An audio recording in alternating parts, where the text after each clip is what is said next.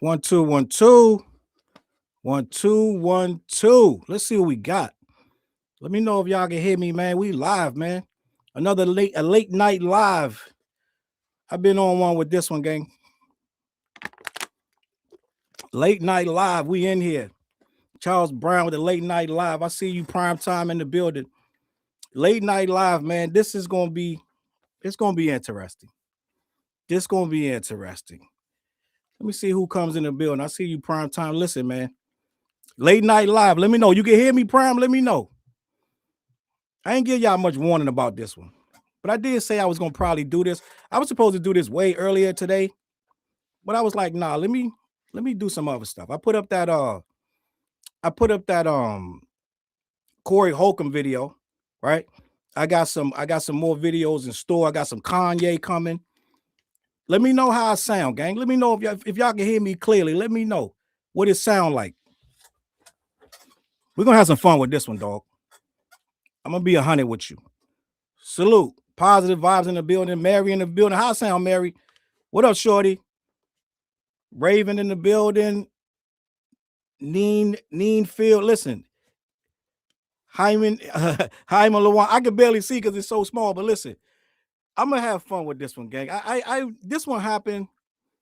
This one, salute. This is where I want to start with this, and we're gonna be here for a little while, gang. Get you some nourishment. We're gonna be here for a little while, gang. What had happened was,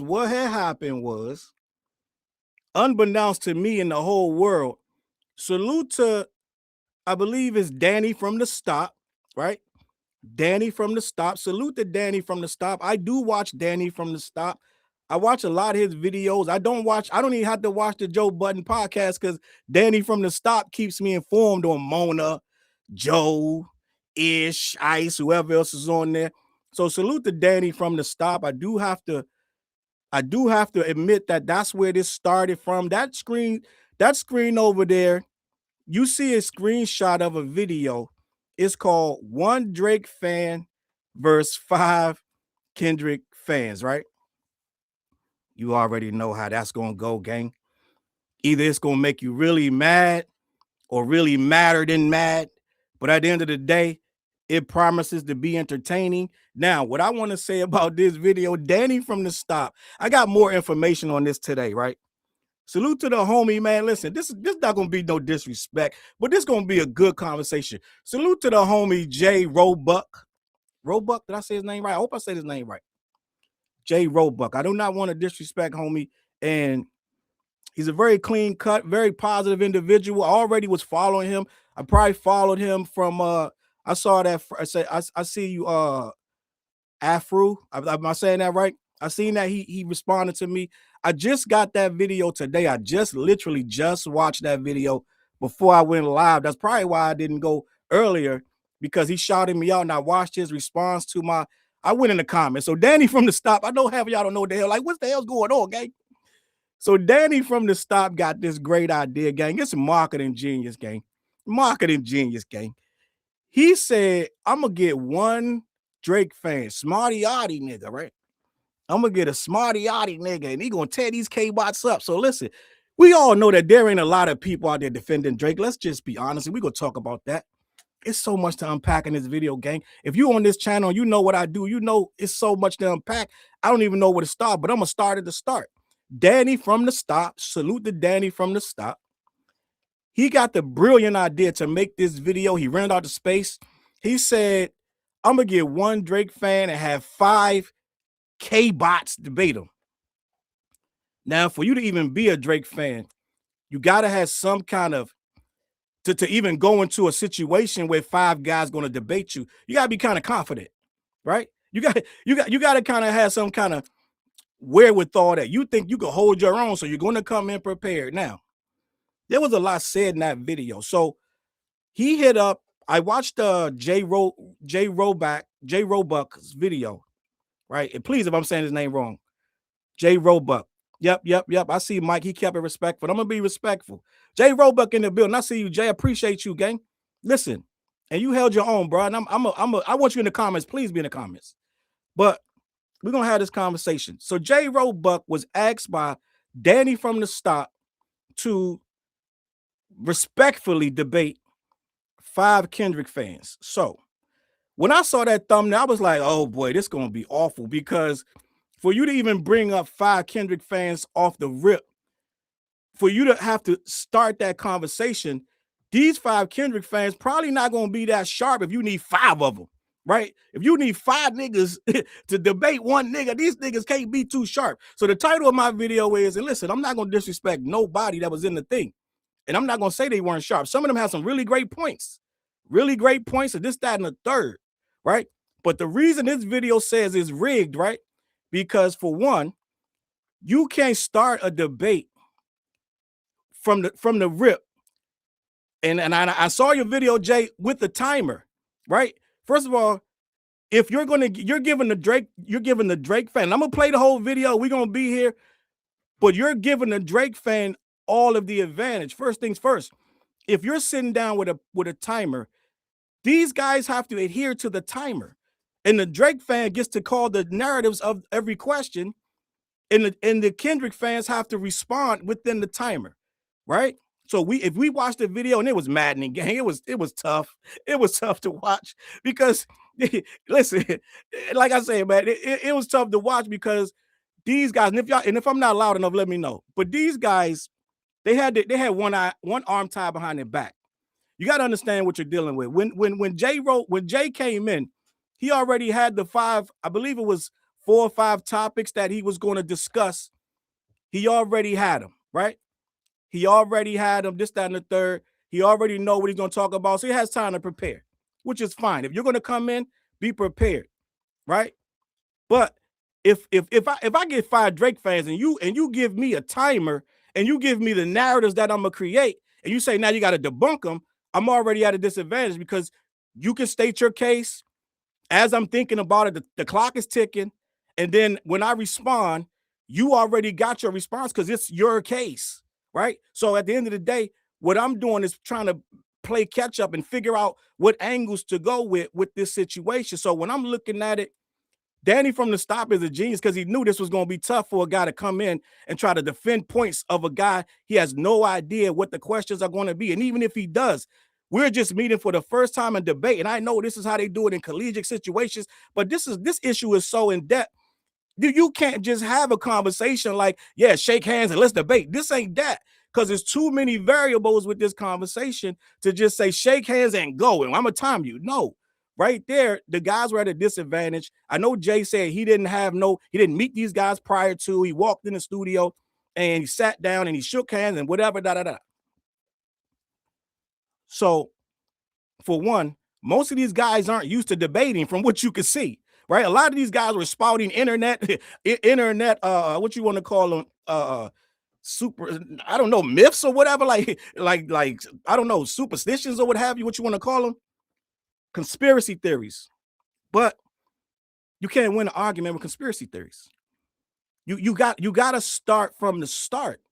And so what this whole thing was about was Jay's very first topic was Drake is the most influential hip hop artist in hip hop, current artist in hip hop right now. So right there, they should have stopped him right there and told him to define hip hop before we even get started, because Jay's whole argument was all about the Billboard and the charts. That's not hip hop. So right there, the argument is skewed. We already starting off wrong. All right. Hip hop started. I saw Jay. I saw the whole video. Jay, I watched it with wifey. I went up to Cape Cod yesterday. We drove up to Cape Cod, salute Cape Cod. I had a great time up there, right? Nice beaches, good food, seafood, this, that, and the third. They got some good ass clam chowder, right? But when we gonna say Drake is the most influential current or otherwise artist in hip hop, we got to define hip hop. And when I saw you define, you said, I believe you said respect to your dad. I love it. You said your dad, I believe you said he was a DJ or something to that effect in hip hop back in the day. And I respect that. I'm an old head too, and I know a little bit about hip hop too. So the very first situation we got to have with this is defining hip hop, right?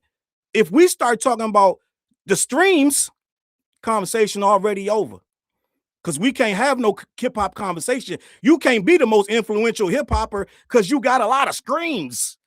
So we gonna start there. We not gonna do that. We first of all, you let him off the hook. Whoever the five Kendrick fans was, you let him off the hook at the start because he started talking about streams and Billboard. So we already was cooked already. So right there, you had to make him decide what is hip hop to him. Because if we gonna start talking about how many records sold, we not even talking about the same conversation. All right. So let's have this conversation. I'm going to say hip hop is competitive. We started hip hop because they were fighting, and the gangs in New York were getting so bad they were fighting and killing each other. So they started to compete in other ways, which was hip hop, break dancing, graffiti, rapping. Rapping was last. It was the DJ in the first. Then the DJs needed someone to say who the DJ's name was, and that became the MC. So the MC only purpose up there was to say who the DJ was. Well, it started to advance where the MC started saying more and more and more. And before you knew it, the MC was rapping. Now he rapping and topping. Now he's saying his own name. Now he the most important thing in the party, who the MC was. So now we basing hip hop off competition, right? We try to narrow it down to MC started off partying. Okay, it started off competition. And the competitions went into the parties. So let's keep this right. Okay, we were competing over with these hip hop things. We were rapping and this, that, and the third. That's why it was so many battles back then. It wasn't all about partying, but yes, you do have a point. Hip hop was in those parties. The break dancers were partying. They were in there dancing in the party. So we're not gonna act like it wasn't about partying. We're gonna keep that 100. But it wasn't never about no record sales. Now you're gonna say, well, hip hop has advanced in every era and it moved on and it turned into record sales. It turned into record sales for some. And we're gonna have that conversation because end of the day, most of the best hip hop wasn't never the most selling. Okay, so we got to be clear. And we start saying he the most influential in hip hop. What's hip hop? Decide that first. So you're not going to hit us with a bunch of conversation about streams and a bunch of conversations about record sales and a bunch of conversation about tours. And then all of that matters. Okay, it matters, but it don't mean everything. Right? So it's a lot of stuff we didn't discuss, like ghostwriting and things of that nature. So we're going to have a real conversation. As you're going to say, we influence on hip hop. How's the influence on hip hop? Okay, so let's say he's a big artist. He's a pop artist. I pulled out an interview last week from 2017 where Drake said he's a pop artist and he wanted to be looked at as such. He received some rap Grammys and he thought that was racist to him because he said they didn't know where to put me because I'm black. So they made me a rapper and I wanted to be in the pop category. I'm a Michael Jackson. So Drake himself has called himself a pop star. So if we're going to argue who's the most influential rapper, the nigga got to want to be a rapper. Okay? So this is why I'm saying if I was there, I wouldn't have agreed to no timer because I'm not going to be getting cut off and edited out. First things first. So the nigga got to want to be a rapper, right? So this is where the blackness thing, and when Homeboy brought up the culture, Jay was like, you keep bringing this back to blackness. No, we said culture. It ain't that we saying he's black or he's not black. A lot of Drake fans, you're winning that conversation about, oh, they're trying to take away his blackness because no one did that. We just had Michael Eric Dyson try to say, yo, you're trying to take away Drake's blackness. First of all, that's an old argument that people used to say way back in the day. But at the end of the day, that's not what Kendrick did. Nowhere on none of them records that Kendrick took away his blackness. He reminded him that he has his own insecurities about his blackness. And he used it in a battle strategy. It was against him in a battle. So at the end of the day, he didn't try to strip him of his blackness. He called his son a black man. Okay, this is the difference between me and those guys. I do this every day. Those guys don't know what they're doing and no disrespect to them. But at the end of the day, they let Jay control the narrative and tell them that hip hop was about streams and Billboard charts. So right there, the conversation was over. But at the end of the day, we're going to have this conversation. Now I'm going to play this video and we're going to have a conversation, but you can't slap it and say he the most influential in hip hop. What's hip hop? Streams can be faked. I'm not even going to hit you with bots and this, that, and the third, because you can't prove bots and I can't prove bots. So we're not even going to talk about bots. There's a lot of shit. And I'm not going to call him a culture vulture. I don't call Drake a culture vulture. So that conversation's out the window, but we can do that because he got some funny bunny shit we could get into. We can get into a whole lot of things, right? So around here on these parts, it's tough being a Drake fan. And what you did was you brought up, you said he did this and that and third. He put all these artists on. Well, where are the artists at when it was time to show them proof? Why you made the point that all these YouTubers, we should thank them because we eating off of them. Why you think we eating off of them? Because hip hop, for the most part, hate this nigga. That's why I can make a channel tomorrow and make a million fucking views off of Drake ass because most of hip hop hate the nigga. He's a pop star. Pop people love him. So we can go all night, my G. This is light work. I'm gonna be honest. At the end of the day, if we're gonna have this conversation about he's influential in hip hop, how? How many niggas records? Ask Drum, is he influential? Ask fucking XXX Tentacion, all the motherfuckers that the records got stole, is he influential? We could do this, gang. So we could have the conversation. And I saw the video you put up earlier where you named all these people that was popping on OVO, Popcorn, this, that, and the third. I saw y'all watched it. And I said, and ain't none of them niggas fucking with Keem. Keem popping more than every nigga on OVO. What we gonna do? What we talking about? So at the end of the day, we can have the conversation, my G. But at the end of the day, nigga, it's gonna be a rough night. It's gonna be a real rough night. So end of the day, let's have the conversation. I'm gonna play the video, but at the end of the day, when we talking about hip hop influential, how nigga like gambling on stake all motherfucking day, stealing niggas songs, we can do this, dog. But what I'm gonna do is I'm gonna press play on this video and we can have this conversation. My name is Jay Roebuck, and today I'm here in front of 5 of Drake's biggest haters. My job is going to convince them that they are completely wrong and show them the real way to appreciate one of hip-hop's greatest artists. My first done more for hip-hop than any current artist. All right, here we go. You say that Drake has done more. So Fritz the Cat 57 on Instagram.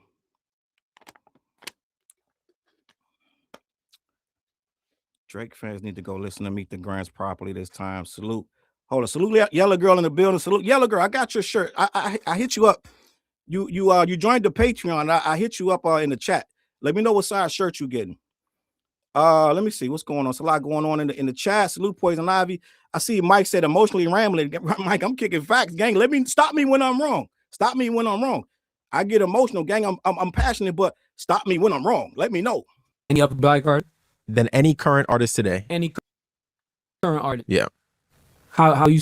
What's the fact on that? Oh, you want me to start? Okay, I'll start. Yeah. Well, there's a number of ways that we can look at this. We can look at it from a numerical point or a cultural point. We can start with culture, right? I love the culture. That's yes. the best one. Yes, sir. I believe that one of the most important things an artist can do for hip hop or for what they believe in is put it at the forefront of the entire. Hip hop has been the most dominant genre in the world for over a decade, and the leading force behind that has been Drake. All right, so let me stop there. So Drake makes pop music. We need to have this conversation because a lot of Drake fans does the same thing that Jay's doing. They're going to tell us that Drake is making a lot of hip hop music. Drake's biggest hits are pop songs, right? One Dance, what's the one he stole from Drum? Like all these songs are very, very popish songs. Those are the records that's getting all the streams today. All the number one streamer in the world. A lot of these are pop records, but we want to say it's hip hop.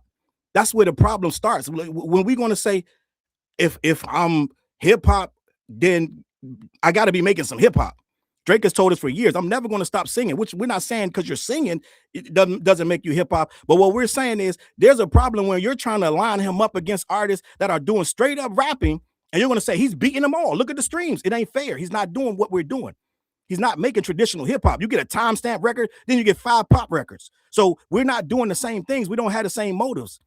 In the material ain't as hip hop as it should be, right? And I know we're gonna get on the conversation of him, the quality of the lyrics, the substance, this, that, and the third. We're gonna get into all that.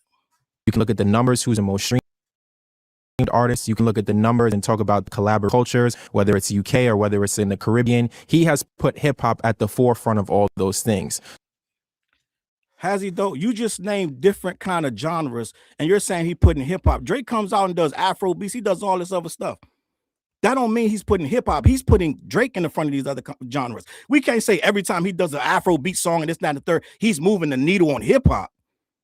And I get it. I'm not going to take nothing from him. He is a quote unquote hip hop artist. And that does, under his name, under his banner, when he does a hit record, this, that, and the third, they say Drake the rapper XYZ. It does move the needle. But at the end of the day, if you're doing a whole lot of other stuff, aren't you mostly expanding that stuff, right? Aren't you expanding that particular genre that you're trying to imitate or use? I don't know if you're expanding hip hop. You're expanding your brand. If I go out here and start doing all kind of different styles of genre, I don't know if I'm expanding hip hop into that or I'm just expanding myself into those lanes. Let's just be honest. A lot of them hits ain't even hip hop at all. Let's just be honest. You used to call me on myself, and Drum did that, right? End of the day, it is what it is. We can have a conversation of if we're gonna say he's the most influential, then we got to have some context. Remember, I wrote in the comments, I said, Jay he give you some facts, but they don't have no context. If we're going to anoint him the greatest currently of whatever, the current artist, then we got to get the context too, because a lot of them songs, a lot of question of where they came from. Who wrote them, this, that, and the third. And in hip-hop, you if you're going to be the top of hip-hop, yeah, you could be. It's a lot of people in hip-hop that didn't write their stuff, but we're not going to anoint you the best in it when you're borrowing and taking a lot of other people's lyrics. There's a lot of reference tracks out there, this, that, and the third. So when we start saying you're the biggest artist in hip-hop, you're the biggest rapper, well, rappers usually write their shit. And when they don't write them, they are acknowledged as being good rappers, but we don't put them in the top. So there's a lot of stuff that goes with that most influential. It's a lot of things that go on when we're going to say, okay, who's the top rapper? There's a lot of questions that need to be answered. I don't feel like we could say he's the top rapper over who, over what, in what category, because a lot of those hits ain't even rap. But let me keep this pushing.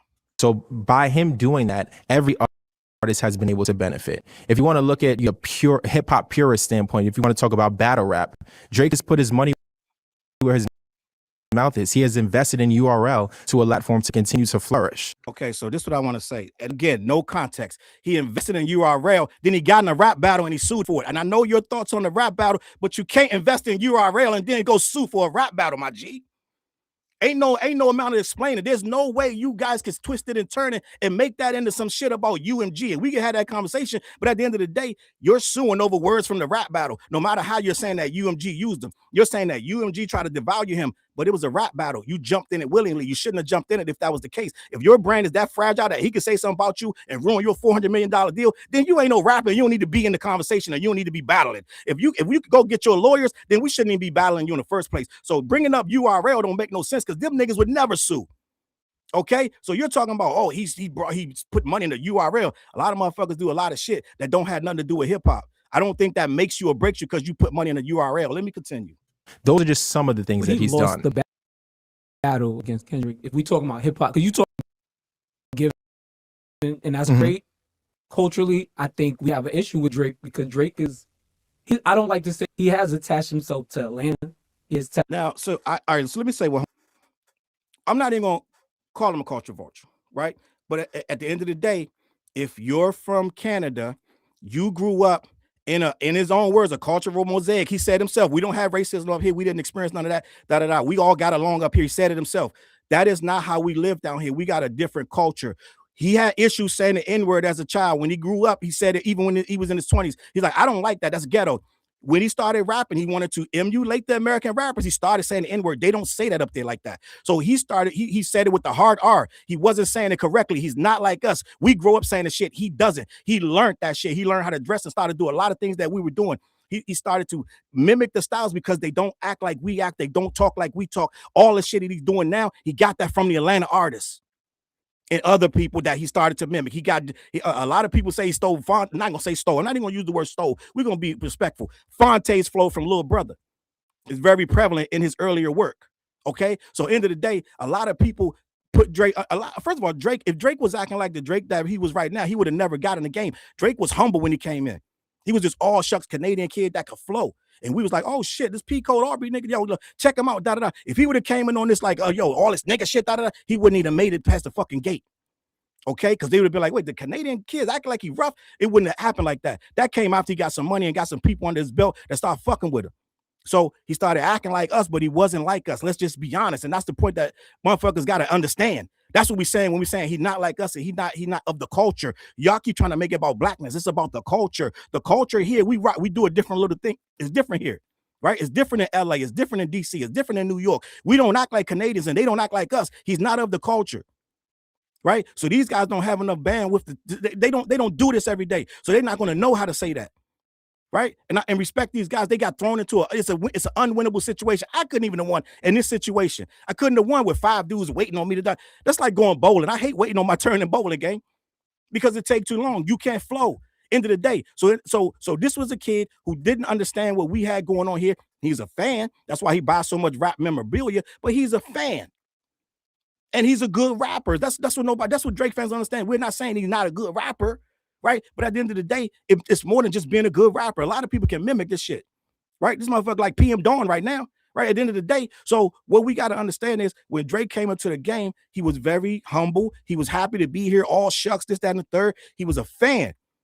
Then when he started getting money and power, he started getting this big bone and broad. He got his chest out. Now he's this nigga with the mob ties. He running with these guys from Texas and this, that, and the third. Right? So now we watch the switch up and it's like, what the hell's going on? Right? So now we got a whole different thing and we got a whole different vibe. So at the end of the day, a lot of this stuff that's being said is not really showing the full picture of who this guy is. Yeah, he did this, that, and the third, but it was a lot of stuff that he wasn't into that he got into by watching us do it. And he was already of age. A lot of us learned about rap and shit when we was fucking 10 years old. Right? This guy was 20-something, learned how to say the N-word. Gang, he's not like us. He's attached himself to things and part of our culture, people, but I don't always think that Drake is for us. I don't know where Drake stands on political things. I'm not saying that Drake has to be common or not. No, that's the thing. You don't have to be Common or Nas. But at the end of the day, if we're gonna start calling him the most influential rapper, rap has changed from the breakdancing and battling days of the 80s. And you do gotta low-key say something if we're gonna put you in the top 5.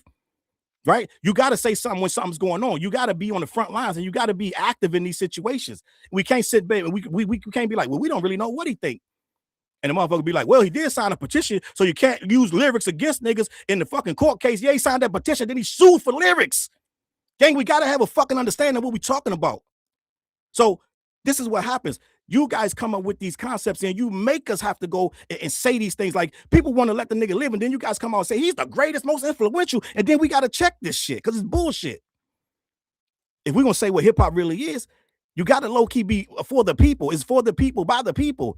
It ain't for one nigga to just rise above it and rule over it. Look at it, yo. Look how many streams I got. I am the fucking king of streams. Fuck out of here. That's not what this shit's about. It ain't gonna never be about that. Yes, sales matter for niggas to keep record deals. That shit happened. That's great for the execs in the fucking ivory towers and shit that run this shit from a standpoint of, oh, let's make a bag. Right? That counts to them. We ain't never give a fuck. Niggas in the streets didn't care about no record sales till it became a thing where rappers started saying that shit. Oh, I got record sales. Nobody give a fuck. We don't make no money from their record sales. Is the songs good? Is they good or not? That's what we're talking about. So at the end of the day, these guys already was at a disadvantage because he set the tone. He said Drake has done more for hip hop than any current artist. They didn't define hip hop. They didn't make Jay define hip hop. Because soon as you start talking them streams and this, that, and the third, then we got an issue. And I heard what you say about URL, but you can't say URL and then go and say he sued for a battle. End the story. We're not going to try to play semantic. Oh, he sued UMG. Nigga, we know what the lawsuit's about. Y'all motherfuckers act like we don't fucking know. Everybody understands. He's trying to say they devalued him. They used Kendrick as a tool to devalue him and fuck up his $400 million deal that he was supposed to have on the table with UMG. He was renegotiating. Stop saying renegotiating, because you can't renegotiate a contract you already paid off. All you Drake fans tell me, yo, Charles, you don't know what the fuck you're talking about. Drake already paid off his $400 million deal. Then what the fuck we renegotiation? We doing a whole new contract. Okay, if I just made you $400, I'm valuable in the motherfucker. Ain't no one verse gonna mess up my value. So you can't say pedophile and all of a sudden you drop down $300 million and I'm worth $100 million. It don't work like that. I'm still worth $400 million. And why are we not discussing why, if he's so powerful and he could have get $400 million and he had a deal of $500 million on the table for Sony, why the fuck he didn't take that shit? Why did he go battle Kendrick in the first place? It's fucking ego. But at the end of the day, if you're gonna sue UMG for negotiations, this is what Drake fans. This bothers me. It blows my mind. They want me to believe that he's gonna sue for defamation because the defamation from Kendrick hurt his renegotiation with UMG for the $400 million. They claim that Drake won $1 billion this time. Well, guess what? There's nothing to stop you from going independent, my G. If you made UMG $400 million, make yourself $400 million. I don't know why we're not having that conversation, but we keep having this conversation and somehow UMG owes him some money because he lost a fucking battle. At the end of the day, you keep bringing up these fucking streams. At the end of the day, if anybody had any common sense like I fucking do, we would know Drake's streams went down after the battle. That's why he sued for defamation. All of a sudden, they went through the roof. That's UMG doing that, dog. Y'all motherfuckers is dense as fuck, but you gonna get on here and say he's the #1 streamer? Yeah, nigga, because they did it. So when they go to fucking court, he would lose. But y'all motherfuckers don't think about that. UMG pulled all the stops so that they could press them fucking buttons and get all them bots or not, whatever it was. They made all them old ass records go up. You motherfuckers online bragging about Take Care is number one, da da da. Take Care back on the charts. He got you motherfuckers don't understand. You killed this fucking case because once the judge and everybody else saw that there was no fucking losses. The case was about losses, dumbass. I'm not talking about you, Jay. I'm gonna be respectful to you, but these for the Drake fans that want to say they want to have their cake and eat it too. They want to say, oh, he heard him calling him a pedophile, heard his negotiations, but then they want to say he's the number one stream artist in the world. They can't be both. You can't be hurt. You can't be hurt from the word. You can't be hurt from the battle loss. But then all of a sudden, you're still worth $400 million and you're the number one stream artist in the world. They telling us every day. You go on your Twitter, they telling you every day he's still the number one stream artist on earth. Well, that's because UMG made sure he was, because if he would have went to court, they would have been like, Your Honor, there are no damages to give him. That's what y'all don't understand. So end of the day, we talking a whole lot of stuff that you got to add the context. Yeah, he's got all these streams. He's great, this, that, and third. A lot of this shit has context to it. But I don't know what he is. He's an enigma. He's a girl told the other day. Like, and I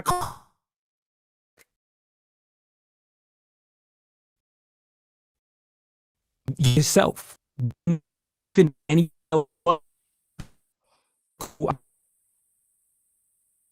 right? More cultural impact than Drake. It's crazy.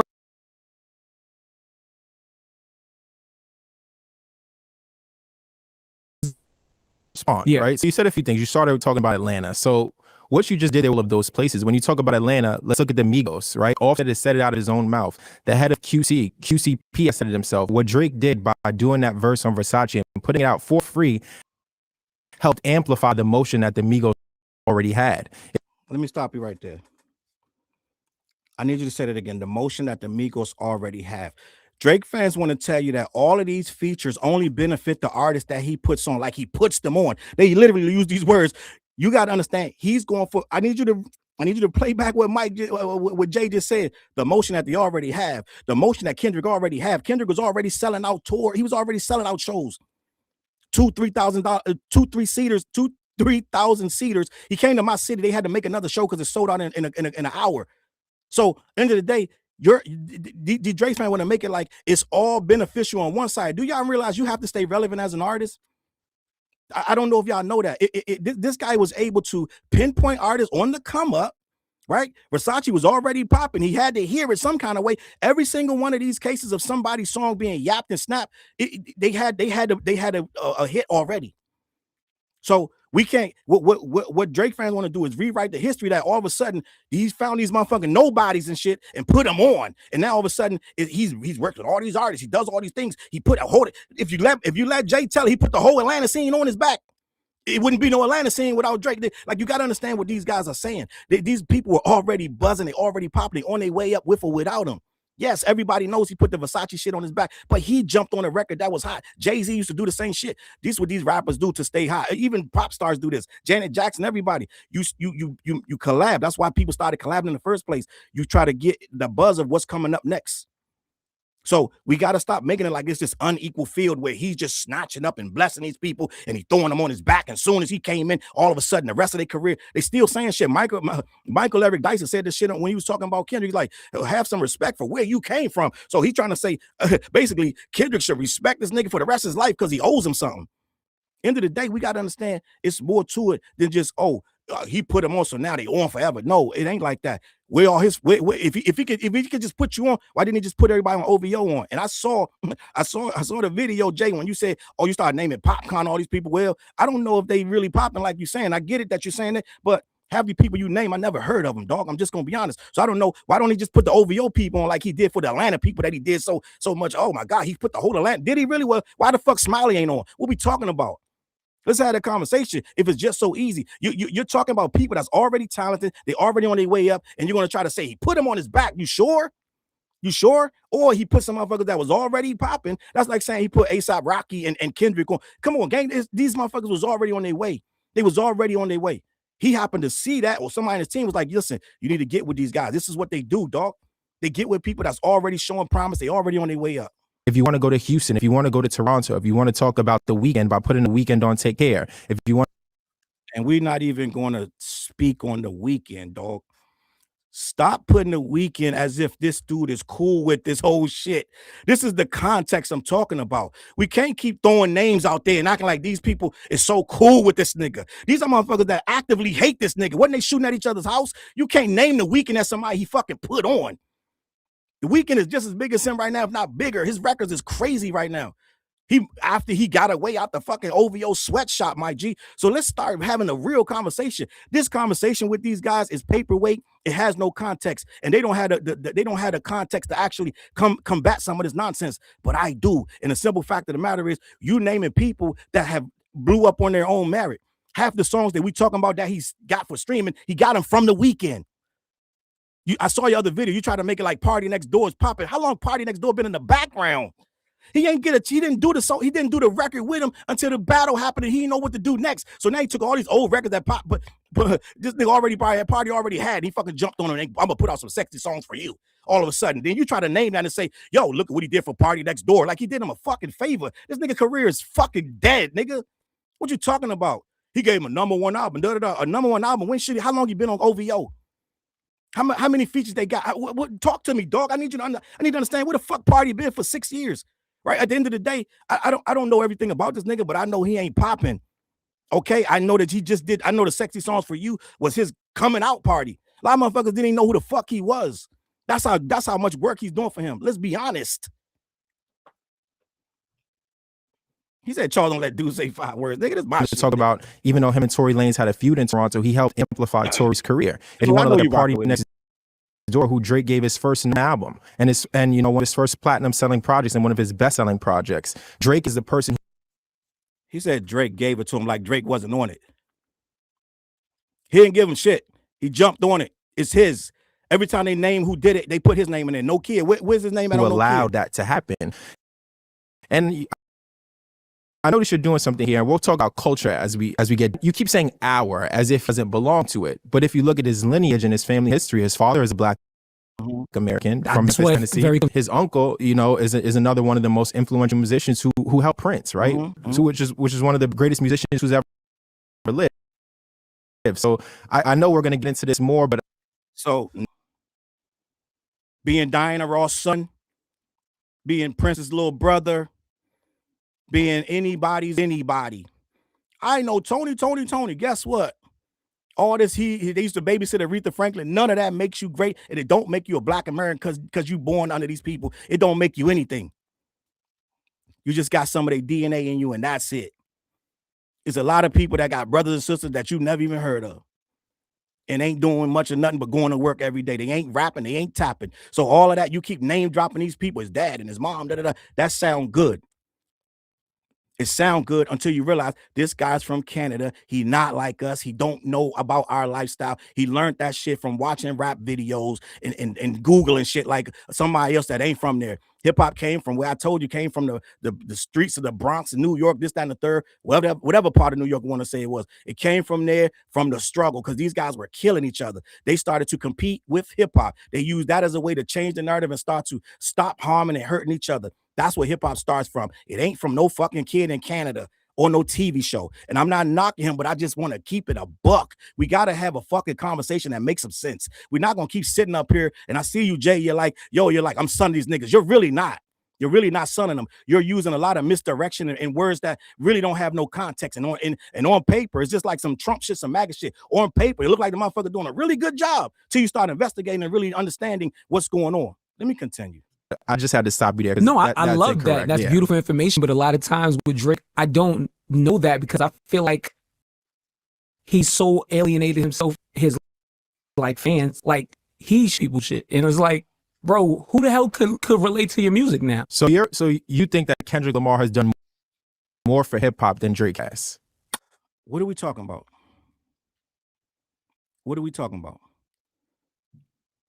Describe. This is what Homeboy should have said. He hasn't. He should have asked him, describe how he hasn't.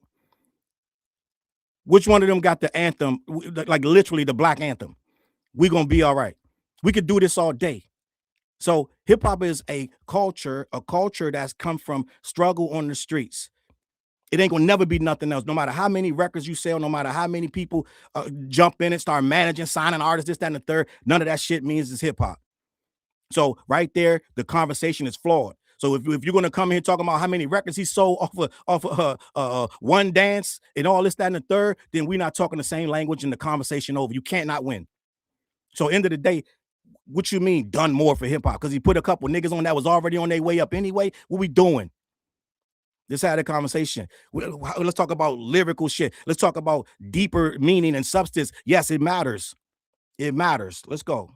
I think Drake has done a lot. I'm not saying it, So but if not him, then who? Who is your person who you think has done more for hip hop than Drake? I could say Kanye. But it's not his job saying it. It's your job to prove it. He don't have to. This is where they messed up trying to defend Kendrick. It ain't about defending nobody. They trying to defend K. Dot and bring up all this shit. This is where they wasted their time. They was on a timer and they're trying to defend your fucking points. They should have said, no, you tell me why. And they should have answered your whatever rebuttals they had to go for, whatever. It says Drake has done more for hip hop than any current artist. And you try to use that word current so niggas couldn't say Kanye, Jay-Z, da-da-da. But Kanye Gary dropped Bully, right? Allegedly. So he's current. So end of the day, what we talk about. And Kanye has done a lot for hip hop. Let's just be honest. Kanye's done more than a whole lot of niggas, most niggas. Let's just be honest. Well, if I feel a certain way about Kanye too, that's a whole nother conversation. Kanye, he did some shit. Right, he said some fuck shit, and I feel a certain way about Kanye, but I can't take nothing from him, especially early Kanye album 1, 2, and 3. Kanye was a living embodiment of hip hop, whether they was writing for him or not, because some of that shit they wrote for him, and some of them beats he had help with, this, that, and the third. He learned from No ID, but at the end of the day, what he done for hip hop is no debate. Now he's a dickhead at this point, but he done a lot for hip hop. So if we're gonna talk, let's have a conversation, because you can't say this guy because he put a couple niggas on from Atlanta. Right, that really at this point in time they struggling to move units anyway. But how many fucking with 21 Savage? How many fucking bots did they just remove from the shit because nobody wants to hear that shit? So end of the day, we got a whole nother conversation. All these people that they put on and did so much for hip hop. Well, what these niggas doing right now? Let's just be honest. Are they making hip hop or are they making some bullshit and trying to bot it and fool everybody that is popping? What we talking about? I can say I don't count Kanye as a current artist, but if you want to do Kanye. Kanye's current. If you want to, we can talk about Ye. Well, that's the buzzer. All right, but that was good. What you know how I feel about that buzzer shit. Yeah. How many artists has Drake pillaged from? How many? Evan Combs best. Evan was one of the better ones. He was one of the best ones. I'm gonna be honest. I felt that he had the most to say, and some of the comments that he made, they were very articulate, and I believe that he probably would have stood a chance without the buzzer. He probably would have had a better chance. I think he came in too hot. I think a lot of them came in too hot because they was feeling rushed. So they came in too hot and they was like, and it threw you off because like, bro, you're coming in way too hot. Jay sitting there cool as a cucumber because he's in control of the situation. He don't got to prove nothing. He just got to make y'all sound stupid. So it's two different things. Let me continue. Artists do we look at? We could try to say that Drake has reached out and given a feature there, and then he drops them off to irrelevancy. How many artists has Drake signed to his own labels, their greatest songs? You just mentioned Party Next Door, who's not even a hip hop artist. Drake has stolen Party Next Door's whole career, derailed it, and then jumped. You can't really say stole. Party willingly gave him that music, so we can't really say he stole it. But yes, we get what you're saying, Evan. On it, took all his best work and then put it out as his own. So Party Next Door can't even shine to be the artist that he is because Drake can't stand to be. He has to be the star of the limelight. Everything that he right here, he's kind of spiraling, and that's where Jay gonna get him. But he means well, and what he's saying is facts. But what he's trying to say, he's too emotional when he's saying it, and he's getting a little carried away, and that's where Jay gonna eat him up. does. He's jumped on Block Boy JB song. He jumps on these one hit artist song. Then you never hear from these artists ever again. WAP had one of the greatest waves in hip hop with so many hits. He ran the summer of 2016. What did Drake do? Man, let me jump on my way, take it over, not give you a music video. So this claim of that you're trying to paint out there that Drake is just the greatest, he's done so much for hip hop. Let me just say this. I'm gonna be honest right here. Jay, I don't know if Jay's still in the chat or not, but Jay, he low-key eats you right here because what you did right here, this wasn't fair. And what you did was you try to kind of dismiss it, and you gave a really cute, you rewrote what he just said about Drake taking that song from Fetty Wap, you reworded it and you kind of played with it, but you really described Drake stealing the song from him. So you did it in a cute way and it was cute. But I sat there and watched. I said, Jay just really twisted the words right back to say he stole the shit. So let's listen. Listen to it carefully, because Jay played with the words and really told on himself that Drake stole the song from Fetty Wap. He's done so much thievery. That's the type of work Drake has done. That was cool, but I hate to tell you that you're wrong, right? Go ahead. So, and Jay saying niggas wrong when he just don't agree. It don't make you wrong, bro. You don't make you wrong, but let's hear how he's wrong. So all of the things that you just said, have we heard any of those artists echo that point? So first of all, just because an artist don't say it, do you say that? Do you think Weeknd's going to say these things? Like, they're not going to say these things. First of all, ain't this the guy that get niggas beat up? How many niggas got beat up for opening their mouth about Drake? Didn't they beat up? What's the homeboy that did these reference tracks and Meek Mill chased him and this, that, and the third? So why would this guy going around singing Chubb's crashing out, whoever the fuck? Didn't they got about 3-4 niggas got beat up? So what are you going to, it's like, let's be honest. You're not giving the context. You're not giving the context, dog. They got people running around scared. Right? Didn't Drum get beat up for saying something? You're not. This is what I'm talking about. These niggas wasn't prepared for this conversation, but I am. The simple fact of the matter is, if you speak on this guy, he goes around and gets you jumped and beat up. Okay? Now let me know when I'm lying. Let me know when I'm lying, Jay. So you're saying, why did any of these artists say something? Yeah, you sure? All right, let's talk about it, gang.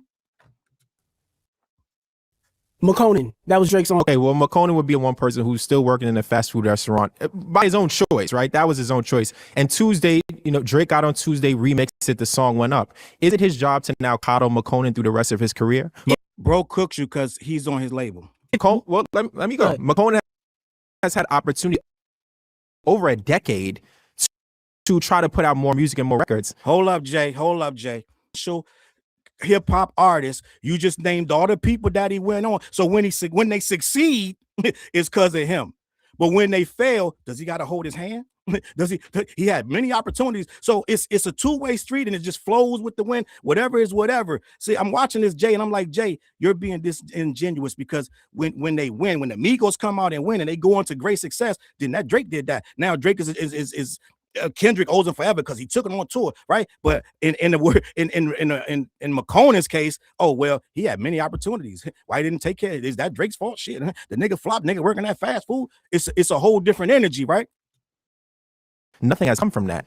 Now we get next door again. I've already cited that Drake and him doing that collaboration album gave Party his most commercially successful song, put Party on the biggest tour that he's ever been a part of. Do you hear Party next door complaining? Why would he complain? This nigga is up under him. He gets his bag from him. Why would he complain? What else is he going to do? His career is cooked. He got to wait for this guy to give him this, that, and the third. He took too long to open his window. He probably can't get out the deal, and for God's sake, might get beat up if he try. So what we talking about? So you're saying stuff that ain't logical because you're not giving the full context. You're not giving the full context.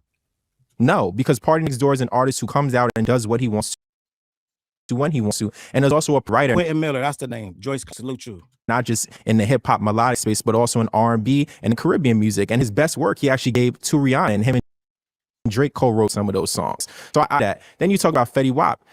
We can go back and listen to the words out of Fetty's mouth, right? We got to fact check these things. You can't say he stole Fetty's wave or didn't do the music video. He told Fetty, I'm going to do the remix of the song. He just wanted it to be him and Fetty on the song. Yep. Fetty refused because he said, listen, I want to be loyal to my friend, so I'm not going to allow you to do that. So Drake said, cool, I'm just going to do it the old school way.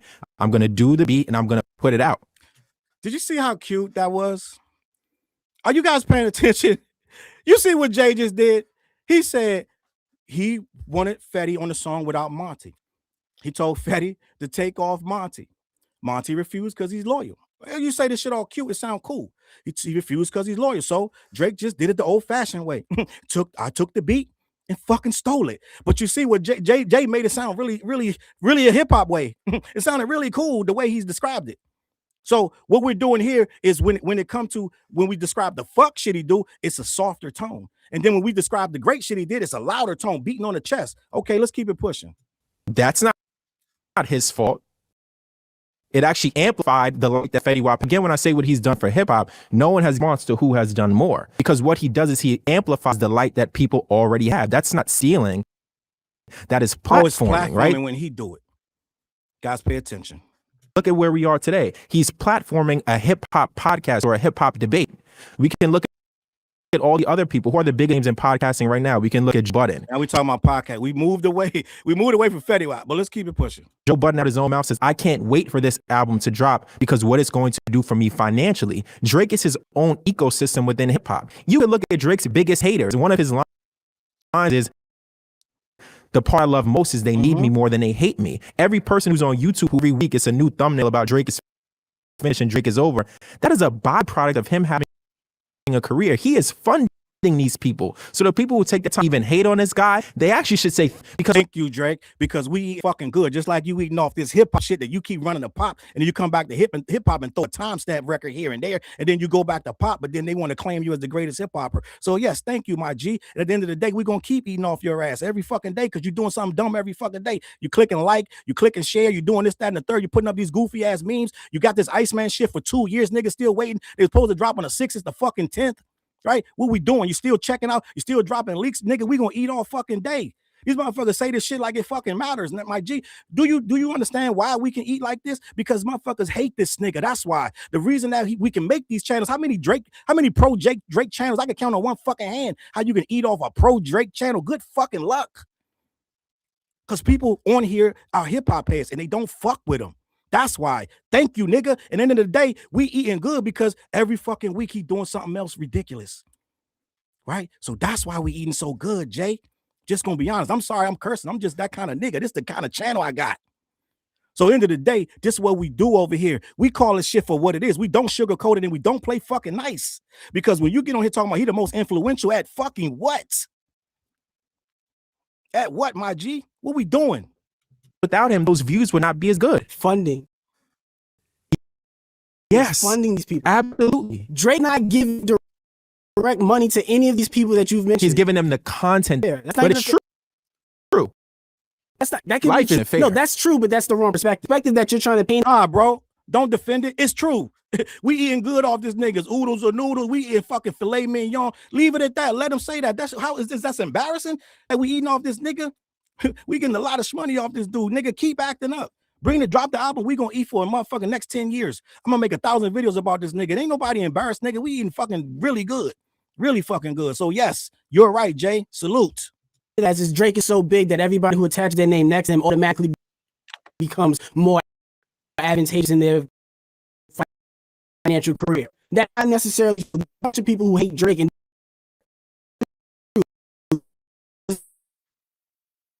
Conan's for one, because just and going back to I was referring to an artist. Conan point saying it's not Drake's job to coddle him for his whole career. He's signed to prompt up your artist and put artists. He could. There was there's a lot of Drake shit. I don't know. Can y'all hear me? Let me know if y'all can hear me. Did my mic go out? Let me know if my mic went out. If y'all can't hear me, tell me in the comments. But if you can't hear me, he cooked them right there because it's literally his job to make sure this artist is successful.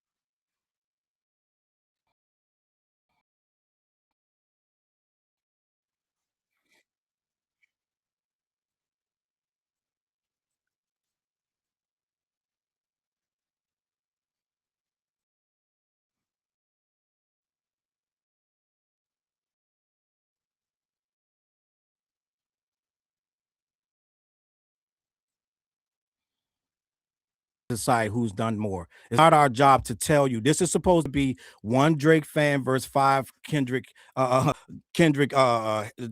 or whatever the case may be. It's your job to prove that he has done this, that, and the third. It's not our job to tell you and retort your shit and try to find somebody and make it good enough for you. That's not what this is about. You're supposed to be, because we're on a timer, remember?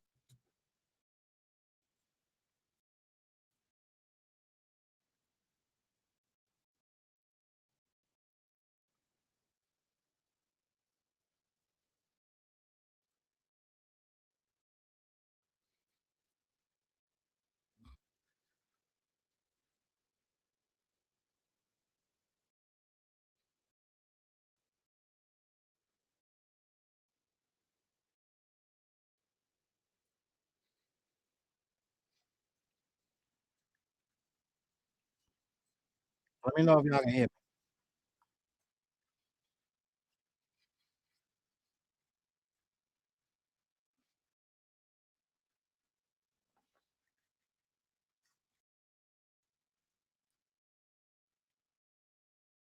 Can y'all hear me or no? Let me know. I don't know. I can restart this video.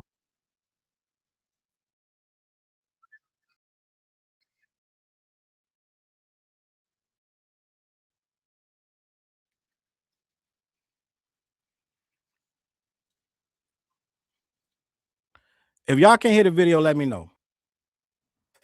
Let me play the video. Know if y'all can hear this.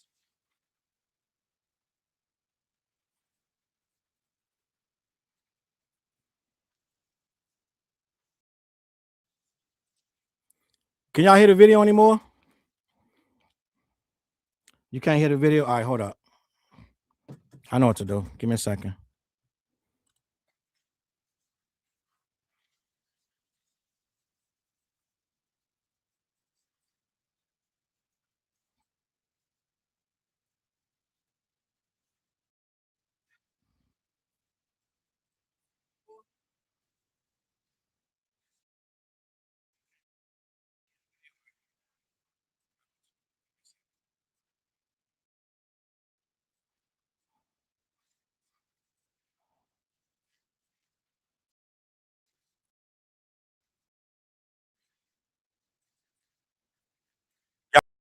Y'all can't hear the so listen. I,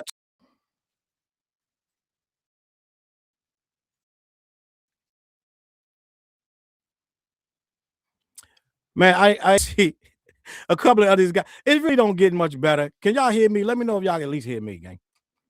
Let me know if y'all can at least hear me. Hold on. What?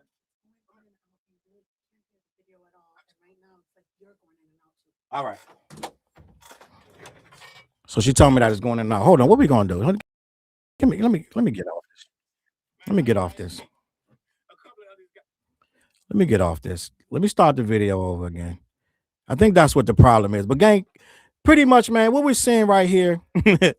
Sarah said, I don't want to hear it. Sarah said, I don't want to hear it. It's tough to watch, gang, but I had to do this because end of the day, what I might just play it out loud. I might just play this out loud. Let me see. Because some of this shit needs to be answered, bro. Some of this shit needs to be answered. It has to be answered, gang. Don't play the video or you'll start buffering again. All right, let me get this out of here. Let me get this out of here. Cause I pretty much know. I know what goes on from here. The white boy starts rapping, and homeboy, the big boy, he starts whatever with his conversation. It goes nowhere. But let me see something. Separate that. I don't know why that video acting like that, but this is what we're gonna do. This is what I'm gonna do. Let me do this. Let me do this. Let me know. Can y'all hear me? I'm good. If y'all can hear me, let me know. But we're gonna finish the conversation. You can hear me. Salute Queen says she can hear me. She can hear me. We still gonna have this conversation. Hold up. We still gonna have this conversation, my G. Don't you worry about that. I wonder if Jay in the building still. I wonder if Jay left. Jay, you in the building? Let me know. I know he got a whole bunch of notes. His video gonna be crazy. The response. Let me see something. I'm trying to get this.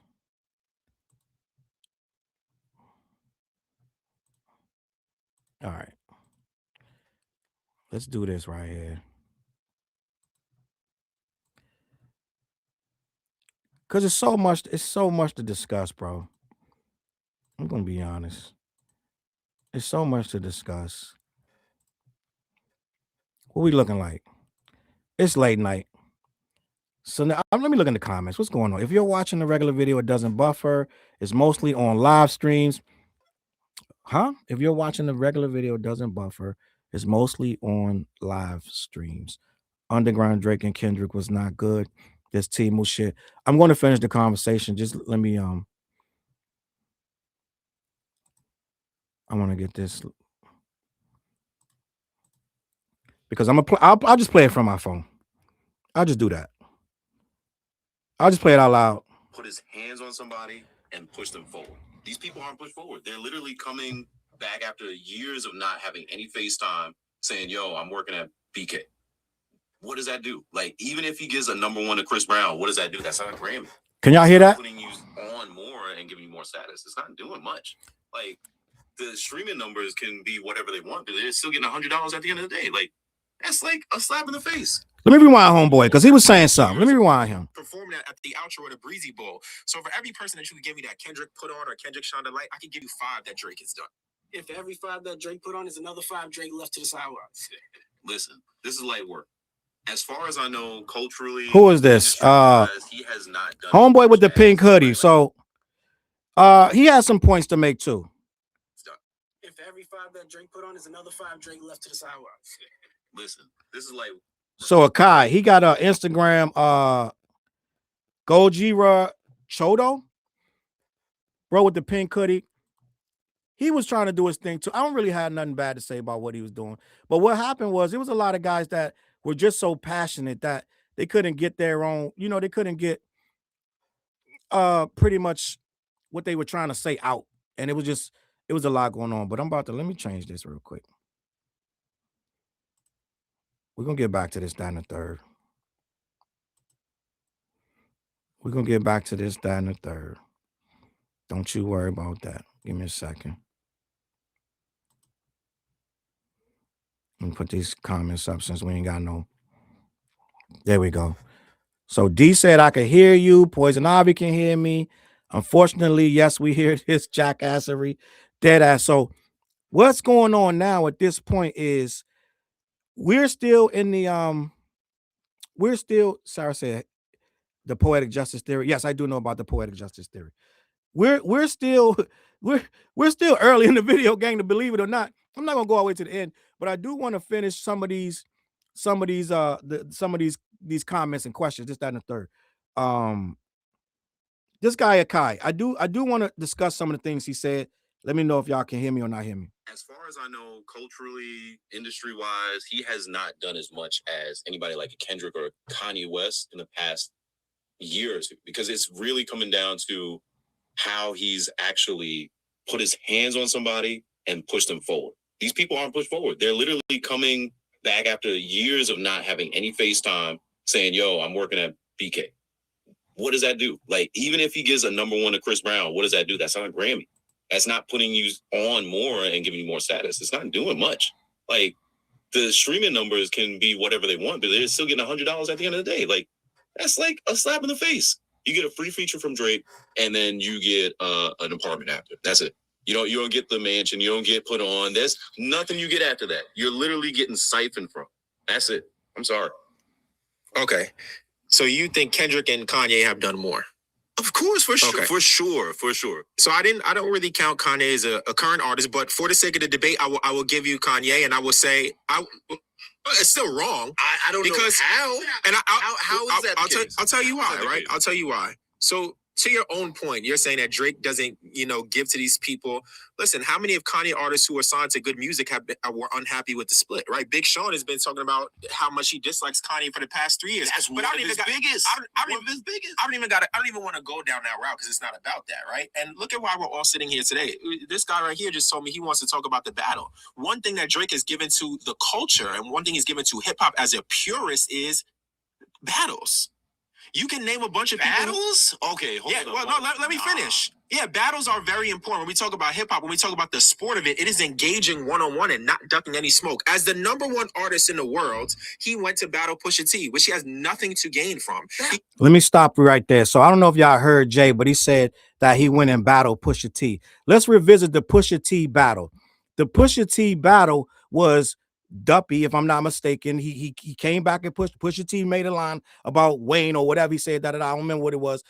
Drake came back with, if I'm not mistaken, he came back with Duppy. Pusha T came back with the story of Adidon that killed everything moving. End of the day, it was. I know that a lot of Drake fans want to discredit that. Say all he did was say you are hiding a child. Well, he said a lot more than that. But at the end of the day, it was devastating to his career. Now, what happened with the so-called battle after that? We got a bunch of excuses about how what he was going to say was going to be so devastating that Jay Prince told him not to release it because it was going to be detrimental to his career. He didn't want him to hurt his career because he's the cash cow. So there really was no real battle because he never responded to the story of Adidon. What did he do? He went out, if I'm not mistaken, y'all correct me if I'm wrong, he went out and did God's Plan, which he stole from XXXTentacion, because XXXTentacion was already doing that for a long time, down there giving away money, making videos, this, that, and the third. He did that as a way to mock him. Remember that, how mad XXXTentacion was when he stole that idea? Became Drake's biggest record of all time, and the biggest video he's ever done at that time was God's Plan, but he got that from XXXTentacion. So the battle it wasn't no battle. He lost that battle. He fought. Let's say he fought, but let's remember there was no response to Story of Adidon. A bunch of subs, this, that, and the third. So what battle will happen? Let's recap all the battles. He went up against Meek Mill, who was unprepared to have anything going on with that battle. Right, so Meek Mill was really, that was a wash. Like, he beat him with back to back. Who could he beat with back to back but Meek Mill? Meek Mill wasn't. I don't think Meek Mill expected him to respond. This is back. You got to remember, back then everybody thought he was soft. We thought he was too soft to say anything. So he went back and made a back to back. He made a club banger. Don't get it fucked up. Back to back is a really good record. I like that record. This, that, and the third. Right. But end of the day, he beat Meek Mill, unprepared Meek Mill that was really limped into that whole situation. He came back with it. Was he on tour or something? He came back with a record that we highly don't even remember the name of it or give him any credit for it. So end of the day, it wasn't a battle. So let's start there. So the Meek Mill battle, he beat Meek Mill. He two-0'd him because he did the two records. What did he do? He did right before back to back. He did something, charged up or something, and then he did back to back. Right. So now we sitting here giving him credit for that, which we do. He did fight. Then he came back to Pusha T. Let's remember, he didn't finish the Pusha T battle. He backed out. Ended up on LeBron's show talking about he did too much. So we already heard him before when he backed out of the first battle. He said, he backed out of the battle with Pusha T. He said, you can go too far. People say you can't go too far in a battle. Remember what he said about 40? This man is sick, tick, tick, tick, all that shit. Well, remember how mad he was? He said, I can never forgive him. We already saw right there, he not built for battles. So Jay, you keep giving him all these props about battling this, that, and the third. We really can't give him a lot of credit for that. We really can't. End of the day. So what we're looking at is a guy who went to a battle, the second battle, he went into it, backed out of it early. Then he went in with Kendrick. He finally tried to follow up and he got squashed. Like squash. At the end of the day, we're still talking about the two. He's 1 for 2. I mean, he's one out of 3. So end of the day, I don't know if this record is something to be bragging about. Let's just be honest. Yeah, he fought. I do give him credit for fighting, but he fought poorly because the two battles when the guys really could flow, really could give him some shit, they tore his ass up. They out-strategized him and everything. I know a lot of people want to say Kendrick did the strategy the certain kind of way. Yeah, it's called a strategy. And he beat him at his own game. All right, let me continue. When the battle, he was ducking smoke. He went. Let me finish. Then we can go. He battled Kendrick Lamar. Win, lose, or draw, he's stuck in for the fight. That's facts. Battled Common. Win, lose, or draw, he's stuck in for the fight. Did he battle Common? I don't remember him battle no Common. Somebody in the chat, let me know how Drake battled Common. Please let me know how that happened. How'd that work out? What verses did Drake send back to Common outside of some random subliminal shots that we didn't know if it was for Common or Joe Budden. Tell me how they battled. Because I know Common came straight up with a straight up record. Maybe even hit him with 2. I don't remember. I know he got him with 1. Where was the battle, Jay? Let me know. Where's the battle record that I can point to and say Drake and Common Sense had a battle? I don't know that happened. How many of our favorite artists can we look to who have not stuck in for the done fight? There were Twitter messages where he was like, I don't know. I don't want to go too far into the. But he did. But he did it. He did it. Stuck it out. He did it. Apparently, he might as well have been J. Cole in the battle. What are you talking about? No, that's Are we nonsense. really refuting That's this? nonsense. With the battle was live for everybody to see. It literally put in perspective that this dude Drake was literally placating to the fans, saying, "Oh well, And see that prime time. We keep trying to say that the Stay Scheming verse was about Common. Joe Budden think it was about him. So guess what? It's so innocuous. We don't know who it's about. That's not a battle. That's not a battle. What are we giving them credit for throwing some subs on a song that has nothing to do with nothing? It's not a battle. We got to stop saying that. Just like Tupac and Biggie didn't battle. There was no battle. Okay, let's be honest about this shit. There was no battle with these two. So there's no Common and Drake battle. and get some more play if I battle Kendrick, my biggest hater, my biggest rival, so to speak. Kendrick is the one that was putting that battery in his back. Mm-hmm. The people put the battery in Drake's bag and said, you know what, I might as well do this. So let me get some quick dollars. So he did something for the people. No, he didn't. He did it for himself. You just said it the was people. selfish. So he's what, not like us. What was the selfish reason that he had to go into the battle? What was selfish reason? Because he knew he was going down. He is not on top anymore. Drake is he went into the battle because he knew he was going down. He knew that he did not have traction like he did before. He does not have the same pull. A Drake feature does not hit the same way as a Kendrick feature. Now. So you're saying he went into the battle because he needed it. He needed Meanwhile, that. Meanwhile, he was coming off the biggest tour of his life and said, all right, I need to take a break from music and take care of my health. So let me stop it there. So what Homeboy's trying to say is Drake wants to be taken seriously as a rapper, even though he makes all this pop music and he says he wants to be big as Michael Jackson and make all these pop hits. Drake seriously wants to be taken seriously as a rapper. He wants to be on that wall with these rappers, that Mount Rushmore, da-da-da-da-da. He knows the rules. He studies rap battles for a living. He knew that he couldn't let that Kendrick thing slide. He knew that. Let me see. Did I lose something? I lost the whole fucking chat. Let me know if y'all still with me. I lost my chat over here. Let me see something. Y'all still with me? Let me know, man. Let me know if y'all still see me. I see the chat still going. It stopped for a minute. Let me know if y'all still hear me. Liana, Poison Ivy. Let me know if I'm still on here. I see the chat. I see we back. Witch Priest, Sims. We still here, man. Let me sip some water. What I was saying was, salute Ivy in the building, Tammy, Chapo, Sarah. What I was saying was, he knew he needed that battle to go his way because what Homeboy is trying to say was his influence was waning in hip hop. And at the end of the day, no matter what's going on, he still wants his hip hop card to be stamped. So he knew if he didn't battle Kendrick, and there was a big ego thing going on, and they've been subbing each other for 10 years, and he was just talking crazy on that other, big as the Super Bowl, big as the what? The first person shooter. He was just talking crazy on that first person shooter. So he knew he had to show and prove on that battle. So it was no way he can duck that battle. All right. So end of the day, yes, he was gonna do that battle regardless. And what Homeboy's trying to say was he was falling down where he wasn't. His numbers were going down regardless. They want to say he got all these streams. A lot of that stuff is old, all the past, the back catalog. The new stuff, just like right now, ain't what's popping. What was popping is a lot of the old pop records. That's why he's still #1 streamer, this, that, and the third in the world. Okay, so when that battle came, he knew he had to do it because if he didn't, he was going to look, guess what, soft. So end of the day, he don't want to look soft, even though some could say he is. Okay, end of the day. Now, what Homeboy is trying to say so eloquently is that he wasn't the number.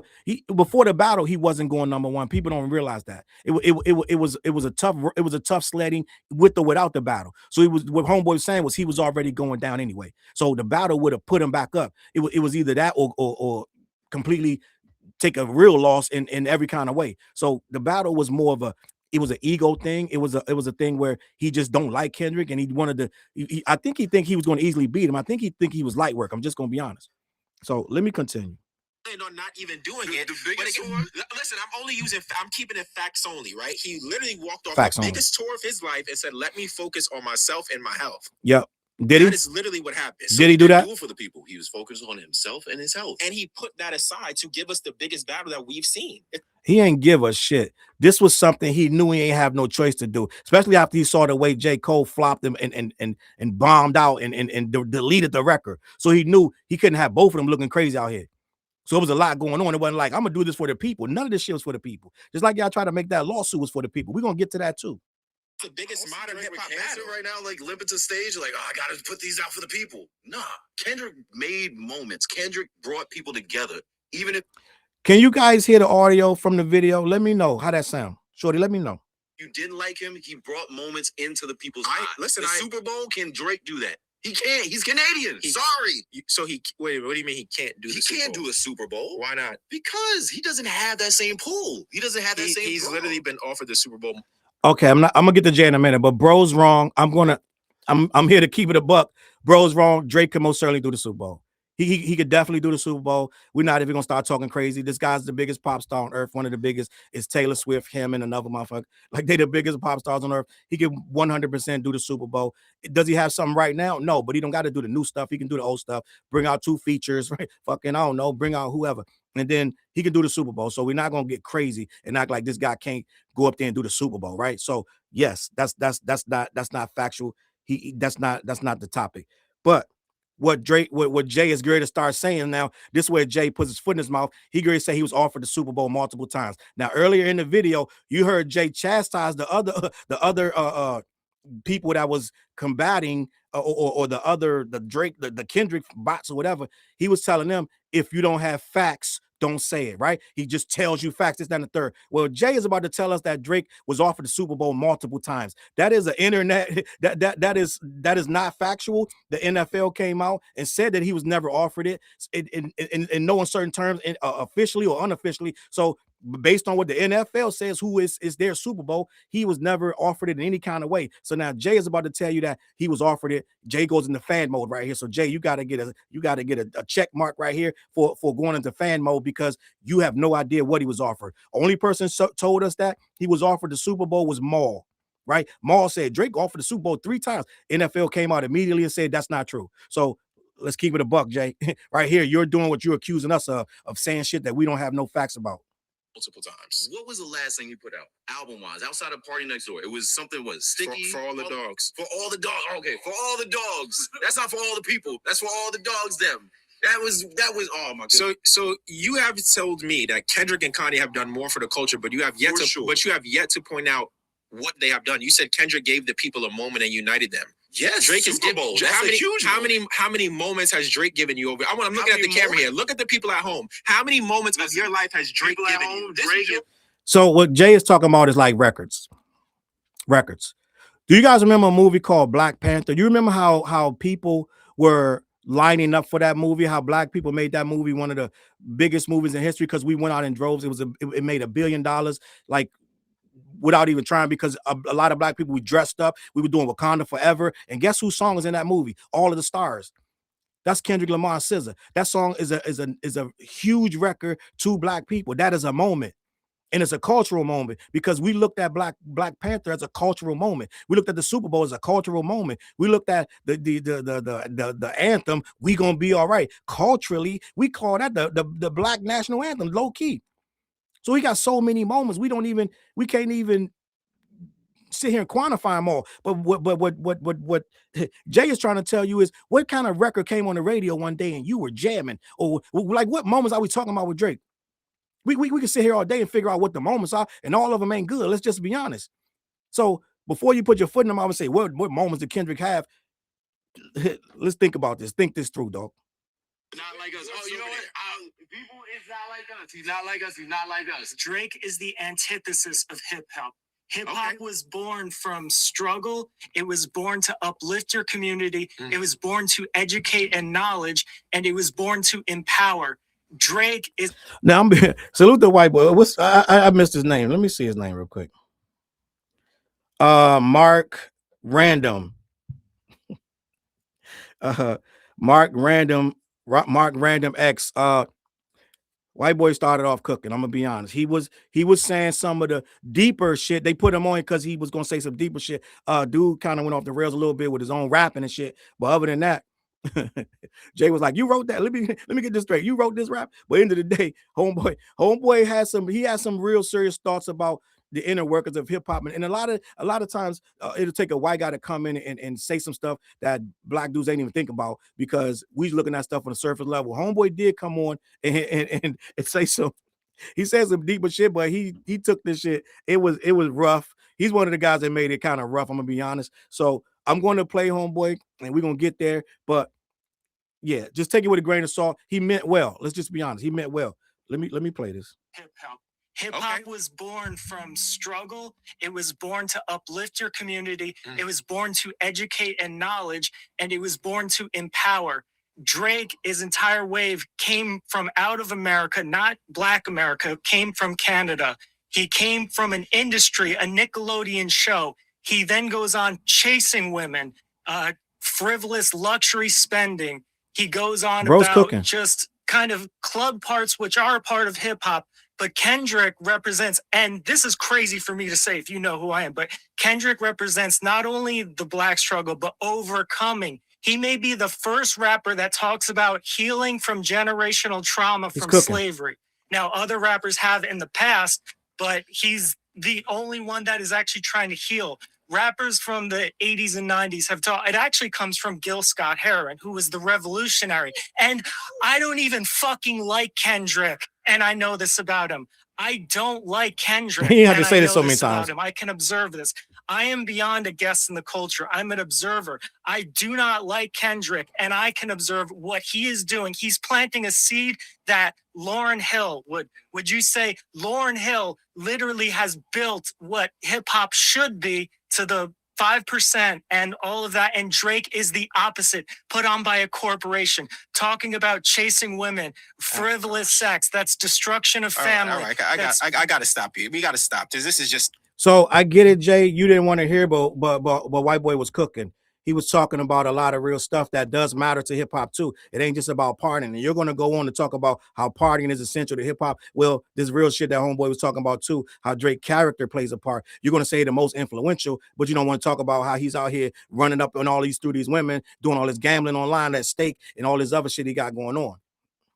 Nonsense here. You're talking about the birth of hip hop here. Let me give you a little history lesson. I know people talk about the party at Sedgwick Avenue. Before that happened, do you know that the seeds of hip hop were already brewing and they actually started in parties? The first call and response. That's the grandfather. Listen, that was revolutionary. Well, let me tell you about my father. Okay, my father is Jerry Roebuck, who was one of the first of Salute to Jerry Roebuck. Party promoters. Right, he took hip hop artists to Motown and they laughed at him and said rap would never be a thing. In these parties, with call and response on DJs over the breakbeat, it was about community. It was about uplifting. You're talking, and Drake does those things as well. You keep saying, "Oh, Drake is the antithesis of these things." So who made the barbecue song? Drake or Kendrick? Drake. Just a bunch of. So what are you talking made about? The party anthem of the year. Who's made the party anthem for 20 years? You just told me that parties were a negative thing. You just told me chasing women. I didn't say parties were a negative thing. Those things are parties and culture which is what Kendrick made. They not like us is a chant that would be in the film Sinners that it goes through history. Allow me to go. They not like us. There's so much to go into here, right? So you got to let me just. They edited White Boy like that. You said a lot. No, it's okay. It's a great back and forth, and you bring up some great points. I'm like Kanye with my brain. That's okay. That's why I want to respond. So when we talk about what hip hop does reflect street urban culture. That is a fact. Struggle. And it's more than just struggle, right? Hip hop was created It is a part of it, but also hip hop was created in a college dorm room, right? Struggle does not look the same for all people. I get it. He's trying to say Def Jam, Rick Rubin and Russell Simmons. They created hip hop, and hip hop was created way before that. But they did make hip hop in a college dorm room. That is part of it. And Def Jam is a seminal label. We're not going to lie and do nothing and say that's not true. But White Boy has a real good point, and Jay is kind of dismissive of it. And I think that was unfair.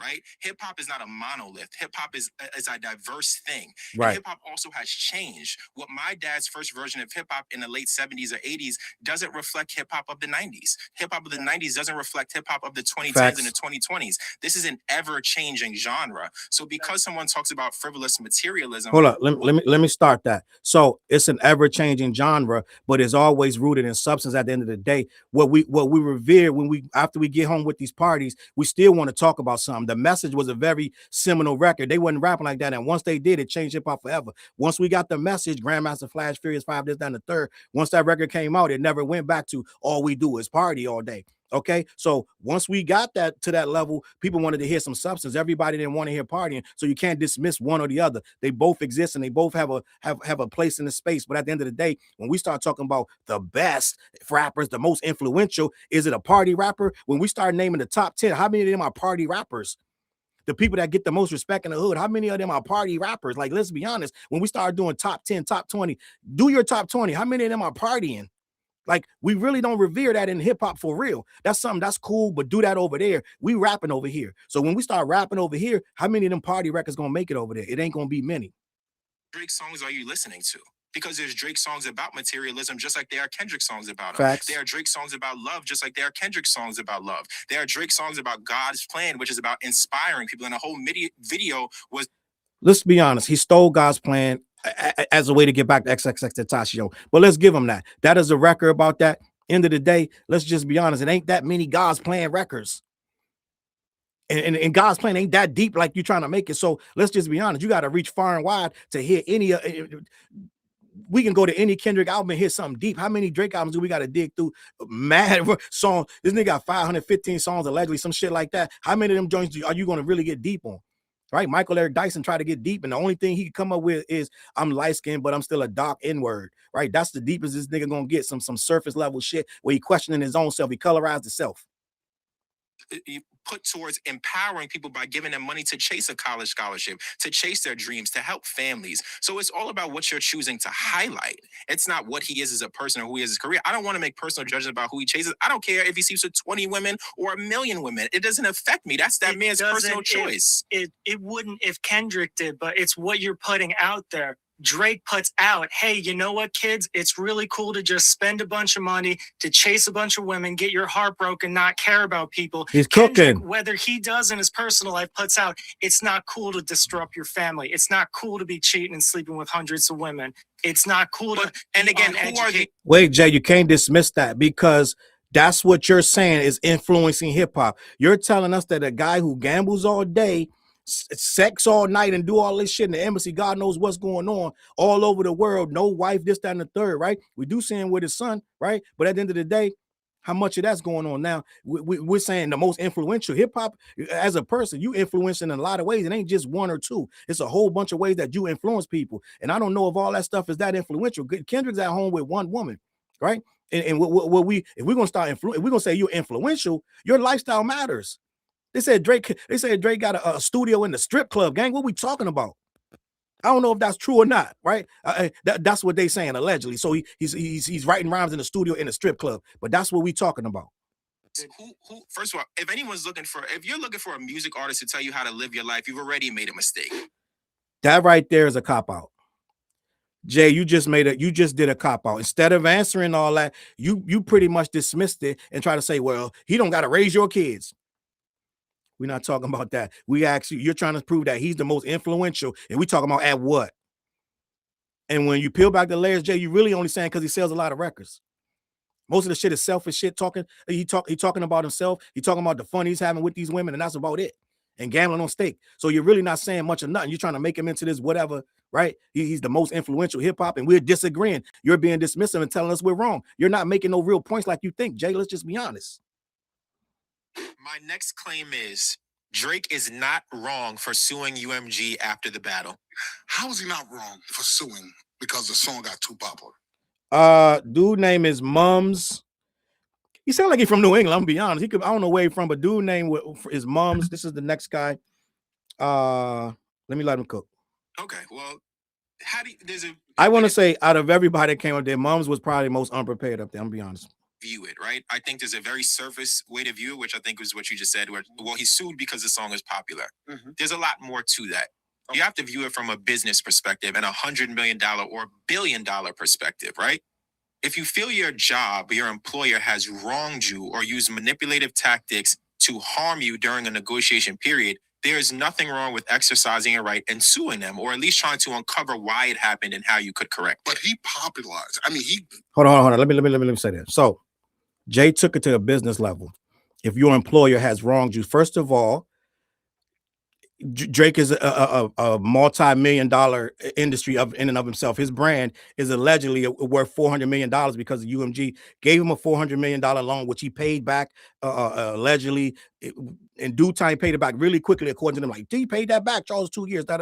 We're not dealing with employer shit right here. This is some other shit. So we can't use if your boss is mean. No, nigga, this motherfucker got a whole lot of bargaining power. This ain't no average worker. This ain't no motherfucker going to see HR. This nigga he literally has the most power of probably any artist in this shit, unless his contract really fucked up, like they saying. At the end of the day, Jay, you good to try to diminish, like make him into this victim. All of a sudden, he's getting punked by his label. But let's play this out. So let's say he it's a business deal, like these guys are trying to tell you. And let me reiterate what they're trying to say. He did the $400 million contract with UMG. All of this is in the lawsuit. So this is all stuff in the lawsuit, right? He had a certain dollar amount with UMG on the table, right? He's in negotiation. So you might ask yourself, any sane person be like, well, why are you getting a rap battle if he's in negotiation for $400 million? Well, it's ego. And at the same time, he thought he was going to beat him easily. He thought he was going to raise up to 500. He's going to be like, after I take out your little man, your little minion, then I want 500 million, right? That's what he's thinking. And some of his fans went so far as like, Drake is asking for $1 billion. They think he's going to get $1 billion. So at the end of the day, he supposedly was going to take out Kendrick real quick. He didn't think about losing. This is what Jay not, this is the part that Jay not understanding. He didn't think he was going to lose. So Jay is like, if you're, from Jay's point of view, the only way the lawsuit makes sense is if UMG orchestrated it against them. How could UMG make him battle? They can't. Okay, let's start there. They never talk about how can UMG have forced him to battle Kendrick. There's no way to force him to battle Kendrick. They could have made Kendrick say anything in the world. And you got to remember, the pedophile record didn't come out until after Drake engaged in a battle. This is what they don't tell you. Kendrick did like that. That's just bait. He could have ignored that and went on with his negotiations. But he wants us to believe that Lucian Grainge sat down with Kendrick and somehow created this plot that once we get the battle cooking, we're going to bait him and he's going to take it. And then you're going to call him a pedophile and ruin his name.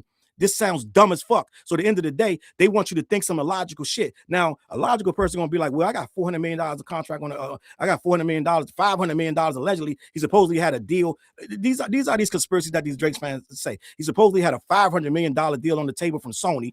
Right, so he was in the middle of negotiations, and Kendrick came and ruined all that. So that's why Jay is going to tell you the lawsuit matters. First of all, you don't sue over a rap battle. The guy can say anything, and you said anything back to him. You both said heinous shit to each other, which Jay admittedly don't agree with neither one of them. Really, I'm kind of questioning Jay's whole shit because he don't think Drake should have said what he said to Kendrick, and Kendrick shouldn't have said what he said to Drake. So I'm like, Jay, do you really understand this battle shit, gang? Like, you really. He's going to say it and hear that he don't agree with none of them saying what they said. I'm like, bro, Jay, are you serious? Then you're not really qualified to have this conversation, because then you're going to side on the right of suing. You're going to side on the right. If you don't understand hip hop battles and you're saying they shouldn't have said these really mean things, they deserve to be sued, then we shouldn't even be talking about this to you, because you're thinking that a battle is something you could sue for. It doesn't matter if they just sued the label. They want to play semantics. Well, he didn't sue Kendrick. He sued the label. He shouldn't sue anybody because he got called a name in a battle that he engaged in on his own, which he threw stones before. People say like that was not a diss record. Like that said a couple things. Two niggas on stage holding hands. Ain't no big three. He didn't really diss the nigga. He said some slick shit, but they've been subbing each other for 10 fucking years. Nobody made an out and out record. J. Cole made the first out and out record with 2-3 verses. He's the first one out of the big three to do it. It's just a fact. They all have been taking subs for 10 years. So at the end of the day, in that frame, since the Control verse, they've been subbing. So nobody dissed nobody. So at the end of the day, J. Cole struck first and Drake struck second. So I don't know how Drake got baited in anything when he made a whole record before Kendrick did. So what we're talking about is a battle. So he made some shit. Kendrick said, keep it friendly. Don't bring the family in. Well, what's the first thing this nigga did? Whitney. He did all this shit. Dave Free. So first thing first, he brought that shit in there. So then that's where it got ugly. So at that point, it was like, oh, this is what we doing. Okay, then bang. I'm going to do a record talking to your mom, your dad, and your son, and your daughter. Right? And they want to say, where's the fucking daughter? Who gives a fuck? It was a lot of shit said. Who gives a fuck? We don't care no more. He lost the battle. End the story. Nobody gives a fuck who the daughter is or where is that. It don't matter. It's a fucking battle, right? Niggas don't know. Nas said Rockefeller died of AIDS. That's the end of his chapter. And that's the guy you chose to name your company after. Rockefeller didn't die of no fucking AIDS. Who gives a fuck? It's a battle. So if Jay don't understand what a battle's about, we embellish, we say stuff hyperbolic. We don't. It's not going to be fucking accurate from the fucking like encyclopedia. Well, let me check Google and make sure fuck out of here's a battle. So if you understand battles, you know they're going to embellish, they're going to elaborate. So we don't give a fuck if it's allowed or not. Do it sound good? Did he diss the nigga? Yes. So Drake lost. So at the end of the day, he going to go sue for losing. You're going to say, Charles, he's not suing for losing. He is suing for losing because when he lost the battle, he said that they botted the record to make it seem more popular than it was, which he ended up taking that out of the lawsuit. He said they botted the record to make it seem more popular. They did how much they bought? 50,000. 50,000? Are you fucking dumb? What is 50,000 going to do for a record like that? It don't make no sense. This shit's in the billions, dog. What we talking about? So at the end of the day, their whole claim is that the record defamed him and it made him lose money. Well, he's the #1 stream artist in the world. There goes that fucking shit. At the end of the day, almost everything in the lawsuit he put in, they took it out. He claimed they was botting. He claimed that Spotify was helping. He claimed UMG was help.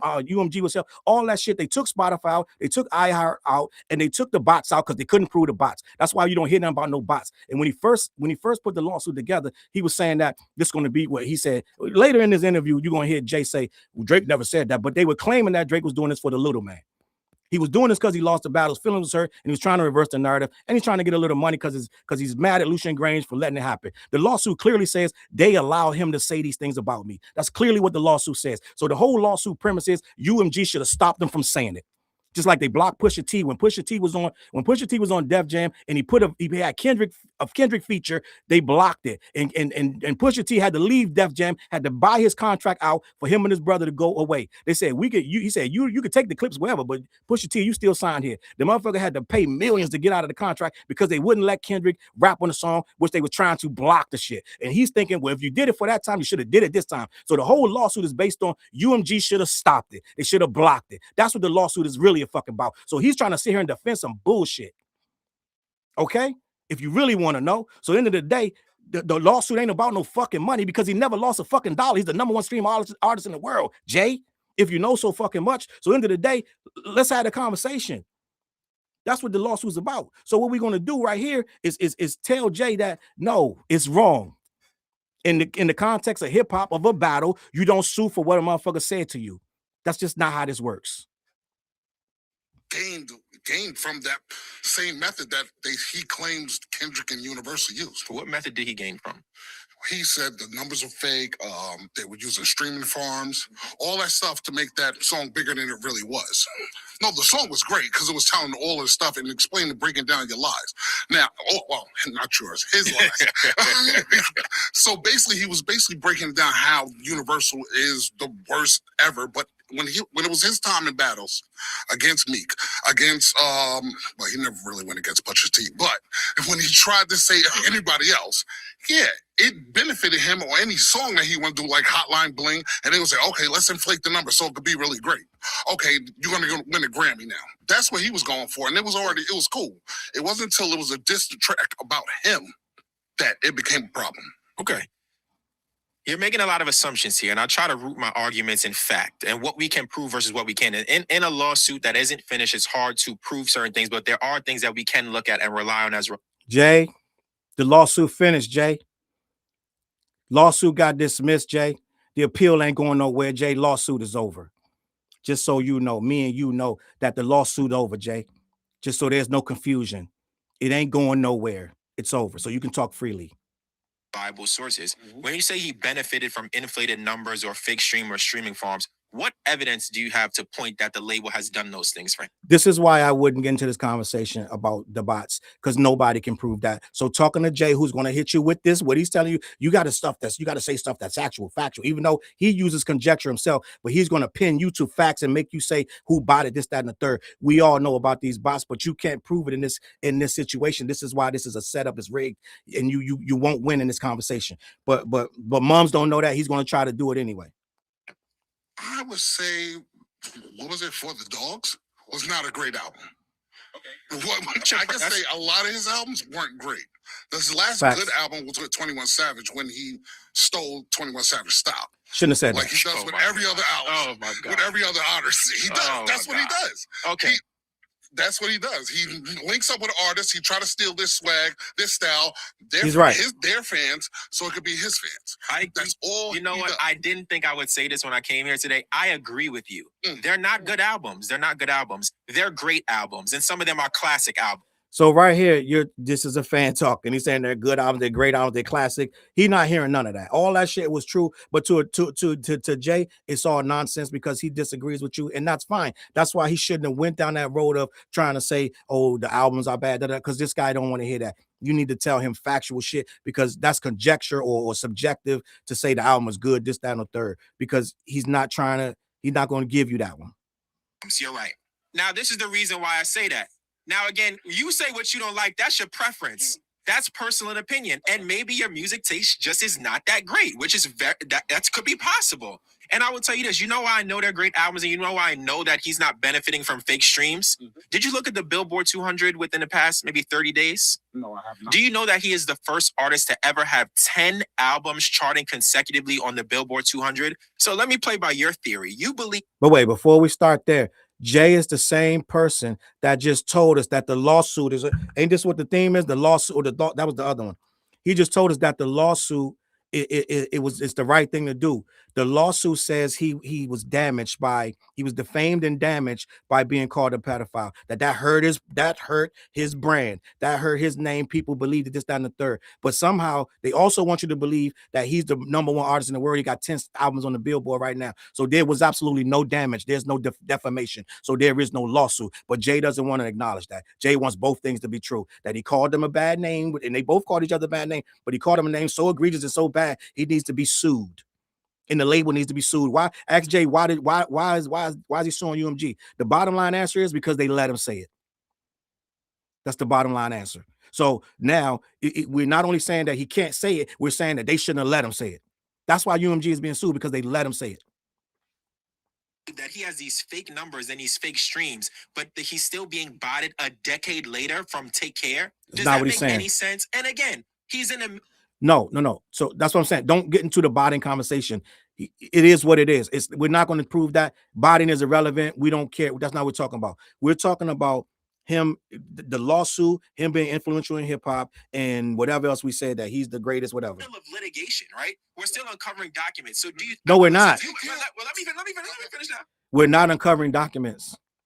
I need Jay to stop this narrative. We're not still discovering. There is no uncovering documents. He can't submit nothing. He can't add nothing to the appeal. The case is over. So we're not uncovering no documents. You believe that while he's suing the label for these tactics, that he would be engaging in the same thing that he's suing them for in the middle of a lawsuit? All right, you tried to say that. How do we know that Drake is coming up with these? Of course he knows how the stream... Let me just note for the record, that was an edit. He edited out whatever came after that. And this is why this thing is kind of wonky, because stuff is getting edited out. You don't know how dudes retorted. Dudes got accused of getting cooked and they didn't get their full thoughts out. A lot of things didn't air. This thing is an hour video, and you see that a lot of stuff didn't make it. They had 20 minutes per round, so I know it's tough to edit, but it is what it is. Let me continue. Are being botted when he's been a beneficiary of the botting. He labeled it out in his lawsuit through the litigation, in the paperwork. He says that they're using X, Y, and Z. They're paying for streamers to play the music, to promote it on YouTube and promote it on streams, because he's received the same benefits, these same tactics were used for him. So he was able to recognize when it was being done to him. So that's why I'm like, wait, what are you talking about? Like, and it's foul for him to say that, okay, I get to do it, and now when somebody else does it to me, now all of a sudden now it's a problem. Now we can't sue. All right, you only trying to sue me because you're trying to get into this beef because my fault, I said the beef. I said sue me. He only knew that Kendrick was trying to get into the beef because you're trying to inflate your stream, trying to sell some albums because it's been a while for you. So let me engage in this beef with you, and then when it doesn't go your way, now you want to play the lawyer game. yeah, that's automatically an L for you. You know what this looks like in a battle rap? Yes, he's not suing Kendrick, he's suing the label. But in a battle rap, you already know what the perception of that is. And Drake always loves to play these games of setting rules in battles. When it was him versus Pusha T, it was, oh, I had it this, but it was too far. Facts. Like, what rule? Who said it was too far? Put it out, let the people hear it. All of a sudden, it comes these arbitrary rules on, oh, this is what's allowed and what's not allowed. Like, just do it. But all of a sudden, when it looks bad on you, now it was when it was Pusha T, it was, I didn't like the man I was becoming. I couldn't put it out. Because now all of a sudden you have to turn yourself into the victim and I gotta get back to the good stuff. I gotta get back to what's pure. Like, no, every time he tries to, when he's taking an L, he tries to take that moment and repurpose it to make it seem as if, no, I'm doing something great for the culture. Because remember when he first put out the lawsuit, it was under the frame of, oh, this is gonna help all the artists because we gonna see what happens with all the bots and all the streams. Okay, may I go? Go ahead. You said a lot, but I'm gonna respond to the last part first. You said it was framed as what he was doing would help all artists. Did he ever frame it like that? Yeah. Oh, I love that. He said, did he ever frame it like that? If he didn't, a lot of motherfuckers thought he did because Rory made the whole interview, a whole video about he don't know about this, that, and the third. But what he does know that Drake is trying to help the little man, this, that, and the third. And that was an honorable thing. If he had nothing else to say, that he was going to say that part of the lawsuit was a great part. So somebody thought he said that. So first of all, Drake, all the shit you defending Drake on, he never said none of it. So you got a whole lot of defense for Drake, but he never said it. So now Homeboy says what was common knowledge at the time, that this was supposed to be some kind of thing for the little man, that he was going to straighten out for the younger artists so they wouldn't have to go. And it's in the lawsuit paperwork, it's in the goddamn petition. But you're going to say, did Drake ever say that? That's dishonest. You're being disingenuous. No, he never said that, but he never said a lot of shit, but you still up here caping for him. Let's just be honest. So no, he didn't say that, but in the petition, it was a lot of stuff that insinuated that that's what that was for, that UMG was this big conglomerate that was skewing numbers and using bots in their common day practices. He had to take that out because he couldn't prove it. Remember, they was looking for the bot maker, Cujo. They wanted to subpoena Cujo, and they couldn't find him. They asked the court to let him subpoena him through email. Remember all that? They chasing Cujo all around. Cujo like, what the fuck I do? Cujo running from here and there and everywhere. They still ain't find a nigga. So end of the day, no, he never said it, but he did a whole lot of shit to insinuate that. When he put it out saying that this was UMG is using these tactics for bots. Did he frame it like that? That's how it could be interpreted. No, it wasn't interpreted. It was framed like that in the paperwork. That's how it could be interpreted. So you made that interpretation. He's trying to cook, dude. He's not cooking them. Which is probably what he's been advised to not do, to not speak on it, right? So he's never framed it as anything. People have read it and interpreted it as that, and actually that interpretation is the right way to view it. Let's say this. So hold up, Jay, you just did all that grandstanding, right? Guys, I need you to understand what's happening right now. I need you to understand what's happening. My guy Jay just did all that, but did he say that? He went on this whole spiel about did he say that? And then he goes, that is the proper way to view it. So you're grandstanding. That's what you're doing. You're trying to play games with this guy. You're trying to make him look like he's fumbling and then say, well, you know what? You are correct. So these guys will say something correct. Jay's going on some snob shit right now. I'm just going to be honest. And he's trying to grandstand him and like, well, actually, you know what? In a roundabout way, for the first time tonight, you actually were right. I'm going to give you that one. So no, don't make it like he's wrong and then say he's right. Some bullshit.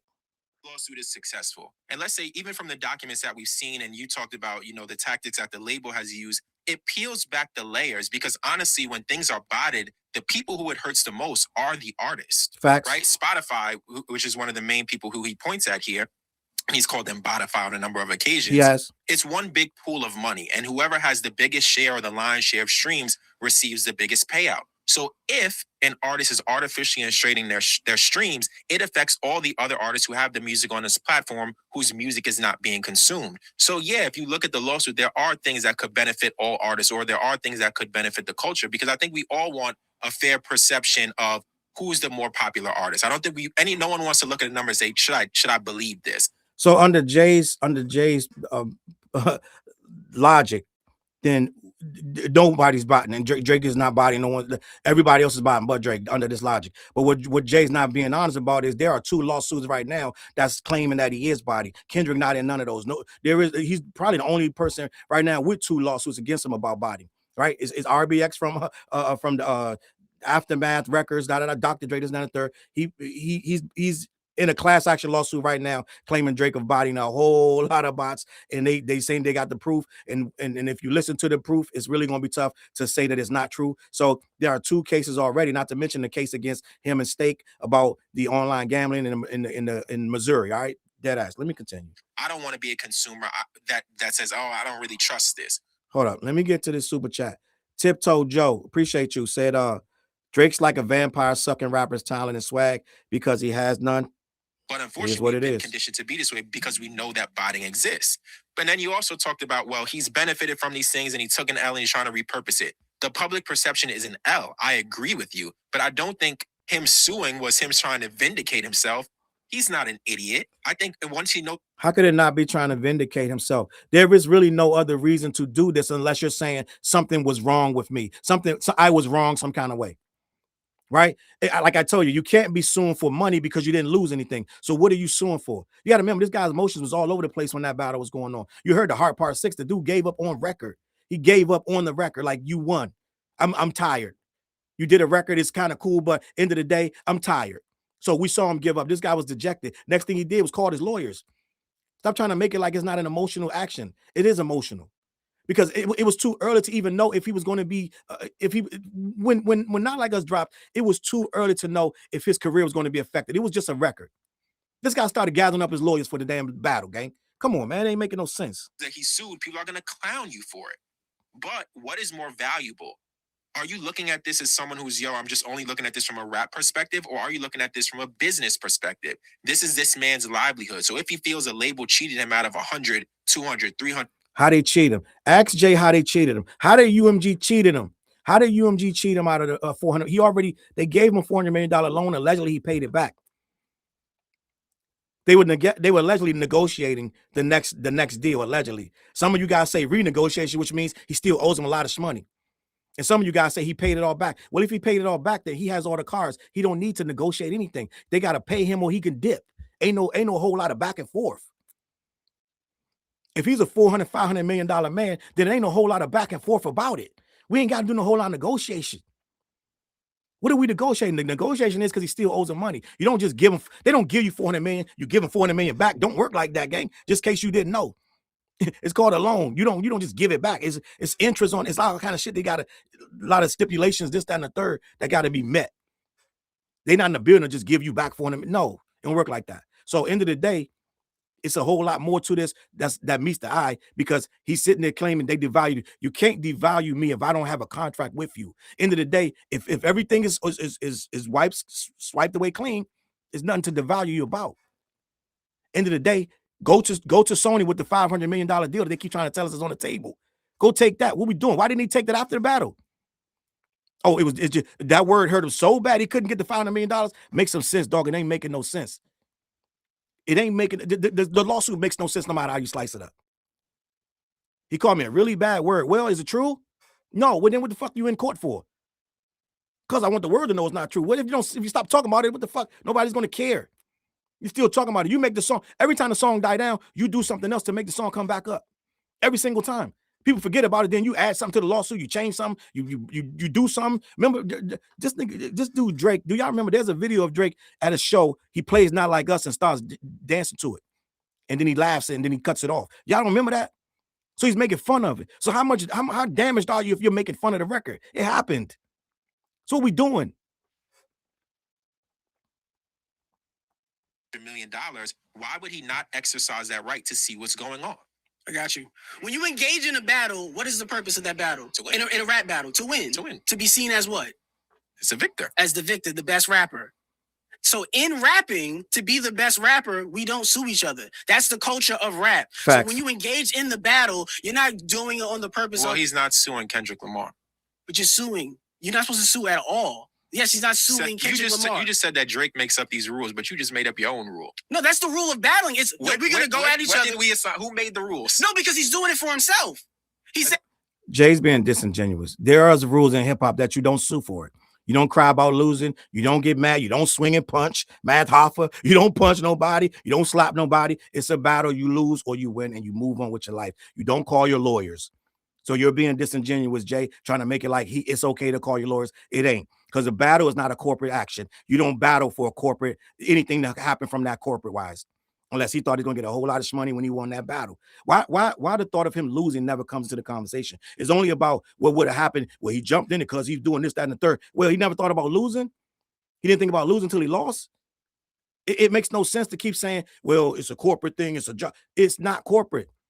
Battle and corporate don't go hand in hand. You can't drag in corporation shit when we doing rap street battles. It don't work. And Jay's trying to make it like it does work. It don't. And that, I want my money. I'm doing this for me. I'm engaging in this lawsuit because I want more money. If that could be one of the reasons, sure. That was the reason that he said. So He said I was renegotiating a deal with my label, and then they didn't pay me the money, or now they inflated the streams to make it seem like why is that wrong? Because why do we have to tell you? We keep telling you it's wrong. Well, we're telling you it's wrong.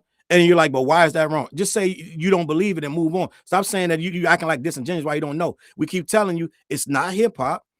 We don't sue in battles. It's just that simple. And you're like, why is that wrong? It is what it is. If you're not going to hear about the rules, then what we talking about? It's rules to this shit. There ain't no imaginary rules. They didn't make them up. They're rules. You don't act like a bitch when you lose a battle. Engaged in the battle. You knew that was the risk going into it. You know, if you already know. So he engaged in a battle and knew that a label would use certain tactics to devalue him in contract negotiations. Exactly. He should not have said exactly, because that's not what we're saying. We're not saying that the label did anything because the label didn't do shit. That's what the lawsuit is trying to lose, which got thrown out, dismissed in the court. The lawsuit tried. These are trumped up charges just to try to save face in the battle. Now you do know. Let's stop being disingenuous, Jay. If he would have lost that, if he would have won that lawsuit, it would have negated everything that was happening in the battle. Stop acting disingenuous, dog. You guys would have been like, I told you, Drake won. They still saying Drake won right now. Somebody went in my comments 2 days ago. This guy still thinks Drake lost. So these motherfuckers saying he won right now. Imagine had he won the lawsuit. Jay, you know what this shit's about. This shit is about, it's trying to reverse the lawsuit. It has nothing to do with no UMG. What kind of monetary could he get from it? He got no losses to say what he lost. This is to reverse the battle. You know it and I know it. You're being disingenuous or you just don't know that. Don't think that that's true, and I don't think there's because if it was done to benefit him, he wouldn't have said nothing. But again, how do you know? How do I know that what? That if these things were done for him or not done for him? Because if you would have won, you wouldn't have said nothing. Would you have sued if you would have won? If the perception was, if the perception of the culture was Drake won the battle, do you think he would have still sued the label for saying that he called me? If it hurt him in contract negotiations, I do believe that that's a possibility. But again, I'm not him, and you're not. So it's not about the allegations. Well, none of us are him, but we're asking you your thoughts. If he would have won, would he have sued the label? What would he have sued him for? Let me just explain to you what's happening. It's like two dudes in the school fighting. Two dudes about to fight. The teachers out there, and the teacher's like, you know what, Ronnie, Bobby, y'all been at each other for months, years at this point, and you guys actually want to fight. You know what? I'm going to step back and watch you fight. And it's like Bobby goes and knock the shit out of Ronnie, and or Mike or whatever, whoever it is, knocks him out. This nigga gets up, goes home, tells his mom, and they come sue the teacher for letting them fight and not stopping the fight. This is what it is. Even though they both bucked up and said they wanted to fight, and one of them jumped out there and swung first. The one that swung first got his ass knocked out, and now he want to sue the school and sue the teacher. That's what this is about. And at the end of the day, you wanted to fight, you wanted to knuckle up because you thought you could beat the Lord nigga, and you didn't. It's just that simple. About the song being promoted. Well, again, it's the lawsuit is multi-layered, right? It's impossible to just say, all right, it's about this one thing. That's why there are multiple claims, right? Number one, the defamation part. Number two, he talked about illegal business practices, which was a part that was focused in New York. Number three, he talked about the botting. Number four, he talked about whitelisting of the song so that streamers could react to it. So there's multiple layers. He wanted to see Kendrick's deal that he signed like 2 or 3 days before the record was put out. So there's a lot of things. And defamation is a hard thing to prove, but the crux of the case, he has to prove the defamation for the other parts to move forward. Yeah, and you have to be able to prove that there was a loss. In order to prove defamation, you have to prove that there was a loss in like your reputation and deals and everything was put down. Yeah. So in order to engage in that, to say that, all right, now I know that I'm taking the L on certain areas, like I'm being hit financially because my state deal's not as much as it used to be. Or the main thing is my record deal that I'm trying to renegotiate right now is now being used against me because y'all are using the same bots. All the tactics that he pointed out that Kendrick was using was also being used for him at one point in time. But again, that's what the last person just claimed, but I just proved that that's not true. What do you mean that's not true? What the tactic after the lawsuit came out, and then Spotify, they put out something, they said that we're going to remove some bots, and then a whole bunch of artists' streams went down. Drake's numbers went down too. No, they didn't. Actually, Drake's the biggest streaming. That's why I don't argue that. The battle I don't argue that. Releasing a solo project. Yeah, don't argue with the streams, this, that, and third. Nobody knows exactly what it is. It's just no reason to get into it. But they're never going to say that it happened. Everybody's monthly listeners went down. No, that's not true. Don't even talk about that. You wasting your time. It wasn't as big as all these other artists. His numbers didn't go down. He literally had his best streaming year ever. That's a fact. My next claim is Family Matters was the best diss track from the battle. I love that you said that, right? Because I do like Drake, right? It's not one of those, I got black friends, I do like Drake. Even still, loving Kendrick. All right. Family Matters was a tough record. Very tough record. Like, I listened to that one, I'm like, this is the one, right? It's like almost like when Jay went against Nas. It's like Nas dropped the Ether, and then Jay dropped Takeover, but he really dropped Super Ugly. Mm-hmm. I looked at Family Matters as a tough record, right? Bar for bar. But again, like I said earlier, the reason why Not Like Us went crazy, I think, is because the fans were more galvanized by their hate for Drake, right? Not just because they hate Drake, because they hate him. It's like we feeling you're pulling from the bucket of not only the culture, right? Just the music, the purist, right? You see, I got this Mos Def. I'm over here. I forgot my kufi, but real hip hop. We looking at lyrics, like intensity, flow, all of those things. Kendrick checks every box. If you ask you're talking OGs, about so you're saying Not Like Us over Family Matters. This is what you're talking about when you're referencing here? Yeah, okay. I would definitely say that. Okay. With no problem. And again, this is still saying that Family Matters is a problem, but Not Like Us.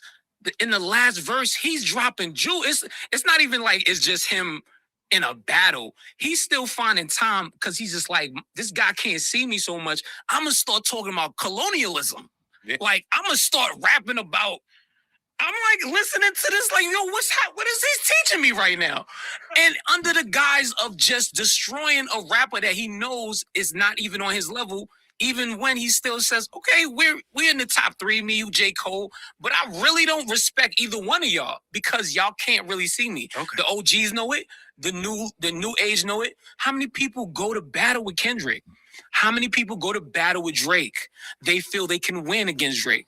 They do not want any of Kendrick because they know they can't win. That's a long day. All right. We gotta rewind a little bit. Because you're lying to me. No, see, what are you talking about? You talked about, the purist. You talked about lyrics. You talked about intensity. Yeah. You talked about bars. You think that there were more bars in Not Like Us than there were in Family Matters? And you talked about flow too. You think there was more than Not Like Us and Family Matters? I think it was a whole hip hop diss record that almost was a club record. But you didn't answer the question though. What happened? You think there were the lyric part? Yeah. Not Like Us. Yes. More lyrical song than Family Matters. It's one of Drake's better lyrical attempts, right? So I think we brought the standard a little down for him. All right, now. All right, I gotta go. We're not bringing us to that. We got to talk about it now, okay? Listen, on Family Matters, he gives you 3 verses. Okay. 3 different flows, 3 different tempos, and he attacks 4 or 5 different rappers. Right? You remember that meme he posted was just a one samurai against 100 people? That's exactly what it was. He was a samurai? He was a samurai, right? It was just lyrical warfare, right? Listen, he said some things that I don't agree with, right? He said some stuff that I just would have never said. I don't think that's right to say that about another man. And Kendrick did the same to him on Not Like Us. But when you just look at the song itself, you cannot tell me that song is not better. In fact, he even predicted the future. What did he say? He said, Kendrick just opened his mouth. Someone go give him a Grammy right now. And what did the Grammys do? 2 years in a row, they handed it right to Kendrick. To a Drake fan, that is a diss. Guys, you got to understand what you're dealing with. To a Drake fan saying Kendrick just opened his mouth, someone go hand him a Grammy right now. That is a diss. to the things that was said in Meet the Grams and these things like that, the stuff that was said in Euphoria, this is the comeback. He's going to go on to say that him addressing all these different rappers at the same time was genius. And I thought it was foolish to talk about all these different rappers when you're supposed to be talking about Kendrick. This is what Jay wants to tell us, that all this stuff is genius and brilliant. They both lied, so I'm gonna X out both of the lies because they both told egregious lies. If Drake had said something like, I've done, and you made this point before, I'm decades of feeding black families, probably over millions of dollars. You televised revolution, black ops, you white co-opted. You say black power, but you're only filling white pockets. That would have been a direct Wait, this is fucking hit. you wrote that? That would have been a... Yeah, you wrote that. That's what you're telling me. Yeah. Okay, so Sorry, Kendrick. I love you, but I'm a rapper. Okay, Anyone so can you get it. okay. So yo, this is where it pretty much goes off the rail, gang. I'm gonna be honest. So the white guy wrote that those bars, and he said that's what Drake should have said to Kendrick, and it kind of goes off the rails from there. It ain't much else to talk about. But what I'm seeing with this thing with Jay, he is a fan of Drake, and he thinks Family Matters is just a better record. There's nothing you can tell him, this, that, and the third. Well, the people don't agree. That Family Matters record had about 20 minutes of shine. Ain't that the record that Kendrick stepped on? He did a strategic drop of his next record and completely ruined the whole. You remember Academic's face when that shit dropped? You remember how crazy he looked? Because he kept rewinding the Family Matters record. They had a whole video. Remember, they crushed the Good Kid, Mad City van. They had a whole video. He made the record, made a video. Kendrick just waited. He had the song. He had already made 10 records. He knew what the next song was going to be. He said, I'm going to wait for this nigga to respond. This nigga had the G unit chain. Remember, he was spinning the G unit chain. All this shit, that video lasts 20 seconds. And this nigga Kendrick dropped another song because he was ready for him. We had never seen nothing like this. And you remember what the Drake fans are trying to say? It's not fair. This is not fair that you had a record pre-written. They try to make all kind of rules. You can't pre-write a record. You got to wait till the record drops and then write your record. They try to make all these rules because they don't know what the fuck hip-hop is about. Right? They don't know what this battle shit's about. They think when they see a battle, a motherfucker just making it up off the top. No, it don't work like that. These motherfuckers write around for 3 months. They write around for 3 months. They got their 3 verses written already. They prepared. They waiting for you to finish your verse, and then they go with their verse. That's how it goes. We come prepared to this shit. So K-Dot was prepared. When he dropped Family Matters, he had another record for him, and then another one after that. The battle was over. Then your boy made the hard part 6 and made a fool himself. Then everybody was like, oh shit. Buddy just basically quit. And he did quit. So at the end of the day, you can't say Family Matters is a record when the whole hip-hop community shifted away from that shit in 20 fucking minutes. Wasn't that fucking good? So you want to go from personal will. You got a better flow. You want to say all this shit that's subjective to how you feel about Drake. But at the end of the day, what did the culture say? Do y'all remember all this shit happened in like 4 days? Like these records came out in like 4 days. I'm gonna be honest. If you go back and do the math, if you start looking at, okay, this dropped, that dropped the next day, 2 days later. So all this shit happened within 4 days. Not to like that and this, that, and the third. After it got rolling, and once this guy dropped Euphoria and all that shit, everything started happening really quickly. So all this shit was like bang, bang, bang, bang. End of the day, they started trying to make up rules that, yo, what the fuck, da da da. This homeboy lost within a matter. It wasn't that long. It wasn't that long, and he gave up throwing the towel. That was his fault. So at the end of the day, the track record is you threw in the towel with Pusha, you threw in the towel with Kendrick, but you want to give respect for this battle shit. Then you go and sue, and this homeboy Jay want to try to make it like suing is okay. You walked out of 2 battles without finishing them, and then you went and sued and got your lawyers, and the whole year you've been dealing with a lawsuit, and then you try to appeal it when they fucking dismissed it, bro. The judge know hip hop better than you, my guy. 616 in LA, 616 in LA. Dog, we need to understand. Like, we didn't understand how you feel any of this is okay. And your dad was a hip hop promoter that was there from the source. What you didn't say, Jay, was ask your dad, was it okay? All right. Jay, we heard enough for you. You feel like it's okay to sue for a rap battle. I want to know what Mr. Roebuck says. Does he say it? Because he was there when hip hop started. And tell your dad, say, Dad, what happened if Busy B would have sued Kool Moe Dee after he lost to Kool Moe Dee in the battle? What would have happened? Ask Pops. Salute the Pops. Pops around my age, probably a little older than me. But salute the Pops because he probably knows more than what's going on. And I'm sure he didn't raise you to think that suing in any capacity, right? That's the sad part. This is the sad part about Drake fans, gang. They gotta do all kind of mental gymnastics to be a fan. If you've watched the past 2 years, they have had to say white is black, black is yellow. They had to make everything match because nothing is adding up. They got to come up with all these excuses, and when they don't get enough excuses, they just like fuck you. Like when it become to a point that they don't have enough excuses to match up with the bullshit that's going on, it's just like F you. You guys are K-bots. That's it. So at the end of the day, what we're seeing is a guy doing all kind of gymnastics to say up is down and down is up, is in the upside down, because at the end of the day, it ain't no reason to sue no matter what you want to do. And we had these guys out here really advocating, saying you guys are supporting the label because you won't support Drake. They try to guilt us into making it seem like we were supporting the corporations because we didn't agree with the lawsuit. Right? I can't believe you guys. You guys are hip hop. Drake is more hip hop than everybody because he's actually suing. He's standing up for himself. He's standing up for his rights. No, he's standing up for his own pockets, and he's trying to defame and reverse that decision by the culture that he's so desperate to be a part of. And the reason we can have all these channels that we should thank him for, because the culture hates this nigga, and that's why they come and watch our shit. And how many fucking pro Drake channels out there? Ain't that many, gang. And they don't do that well. Ain't nobody sitting there talking about good things about Drake all day and getting a whole lot of fucking, who ain't show me the channel. Put the shit in the chat where the nigga talk about Drake every fucking day and people flocking over there. I seen some of them motherfucking Drake fans that's on Twitter try to make channels, and them shits got 20 fucking subscribers and nobody watches that shit. How about that? So I want to know, yes, we do eat off of it, and it's pretty goddamn good. I'm just gonna be fucking honest. We eating a fucking whole lot of salmon over here, gang. I love me some salmon. I eat salmon every time I go out, every chance I get. So we eat good off of Drake. Okay, so he eats good off this culture. We eating good off him. End of the day, I'm gonna wrap this up because it is what it is. I don't think we need to go much further. 5 Kendrick fans, salute to them guys for doing what you do, but you gotta understand you were handicapped from the jump. This was set up so you all would get embarrassed. Right? They timed you, they edited a lot of shit you said out, and you don't know the topics when you came in. And even if you knew the topics, you're getting led up by a guy who's being low-key, he's being disingenuous. I'm just gonna be honest. A lot of stuff that Jay said, he'll do the same opposite in the end of the 2 minutes later, he'll do the same thing he's telling you you're doing. Right? When you pin him to the wall, there was a lot of things these guys weren't equipped to ask him.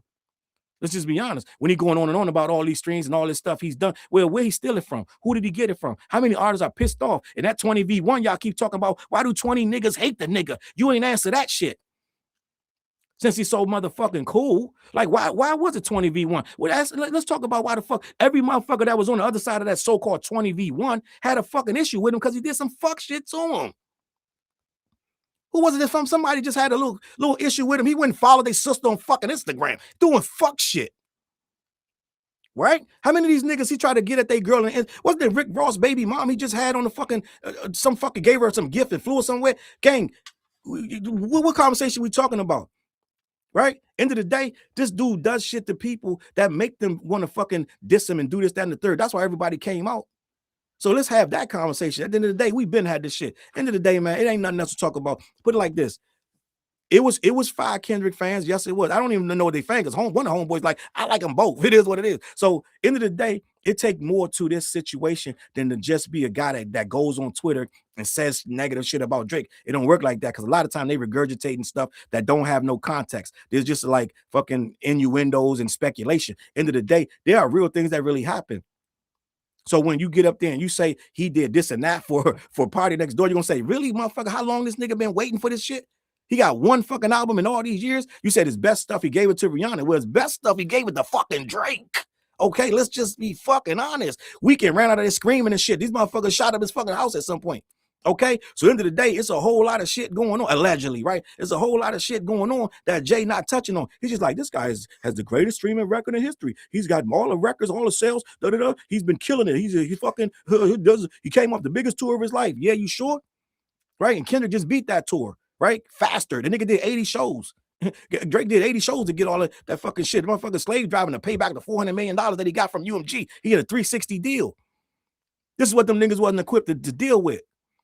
Because they don't do this every day. They're regular people, gang. They wouldn't have stood a chance. That's why the shit was rigged from the jump. They didn't stand a chance because they don't talk about this shit on a regular basis. I do. And I know when you're being disingenuous. I know when you're saying bullshit, Jay. But salute to you for being, you stood there, you did your thing, you held your own, and you didn't try to fucking embarrass these niggas. But end of the day, this shit was one-sided and rigged because they was unprepared. They was unprepared. They're not going to be able to counteract the stuff that you were doing to them when you were trying to say, oh, did he say that? Well, did he really say that? Well, did any artist actually say that? Well, it's more to the story, right? Like I told you earlier, the artists that did speak up got beat up. Quentin Miller, Drum. So it's a lot more to the story that Jay's not telling you.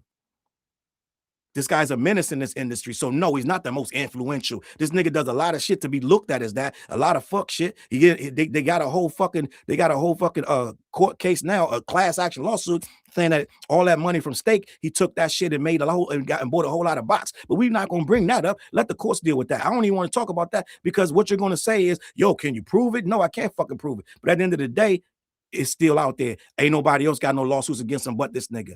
Okay, so while we sitting there celebrating him and telling him he the fucking greatest thing since sliced bread, let's have the whole conversation, not this one side of shit that this nigga's the greatest fucking rapper, the greatest current hip hop artist, whatever the fuck you was trying to say. I'm gonna leave it at that, man. CLBMG. Head on over to Black Dash Yeti, man. Everybody head on over to black-yeti.com. Let them know who sent you, man. Every Wednesday night we go live on the What Show. We ain't go live this week. We didn't go live. We going live tomorrow night though. We gonna talk about some shit, but we're going to be there tomorrow night, lock in. We got a video called This, That, all right? Make sure you get in the comments of that This, That video. Let us know what you think. Also, we got an album called The What Project. Meet TJ and Fleas on all streaming platforms. Lock in. Let niggas know, man, it is what it is. Listen, man, I appreciate y'all rocking with me, man. Man, get some sleep. I know a lot of y'all got to work tomorrow. I apologize for having y'all up this late, but it is what it is, man. Let me know what y'all think in these comments, man. I'm out of here. I'm going to catch y'all on that flip. Peace.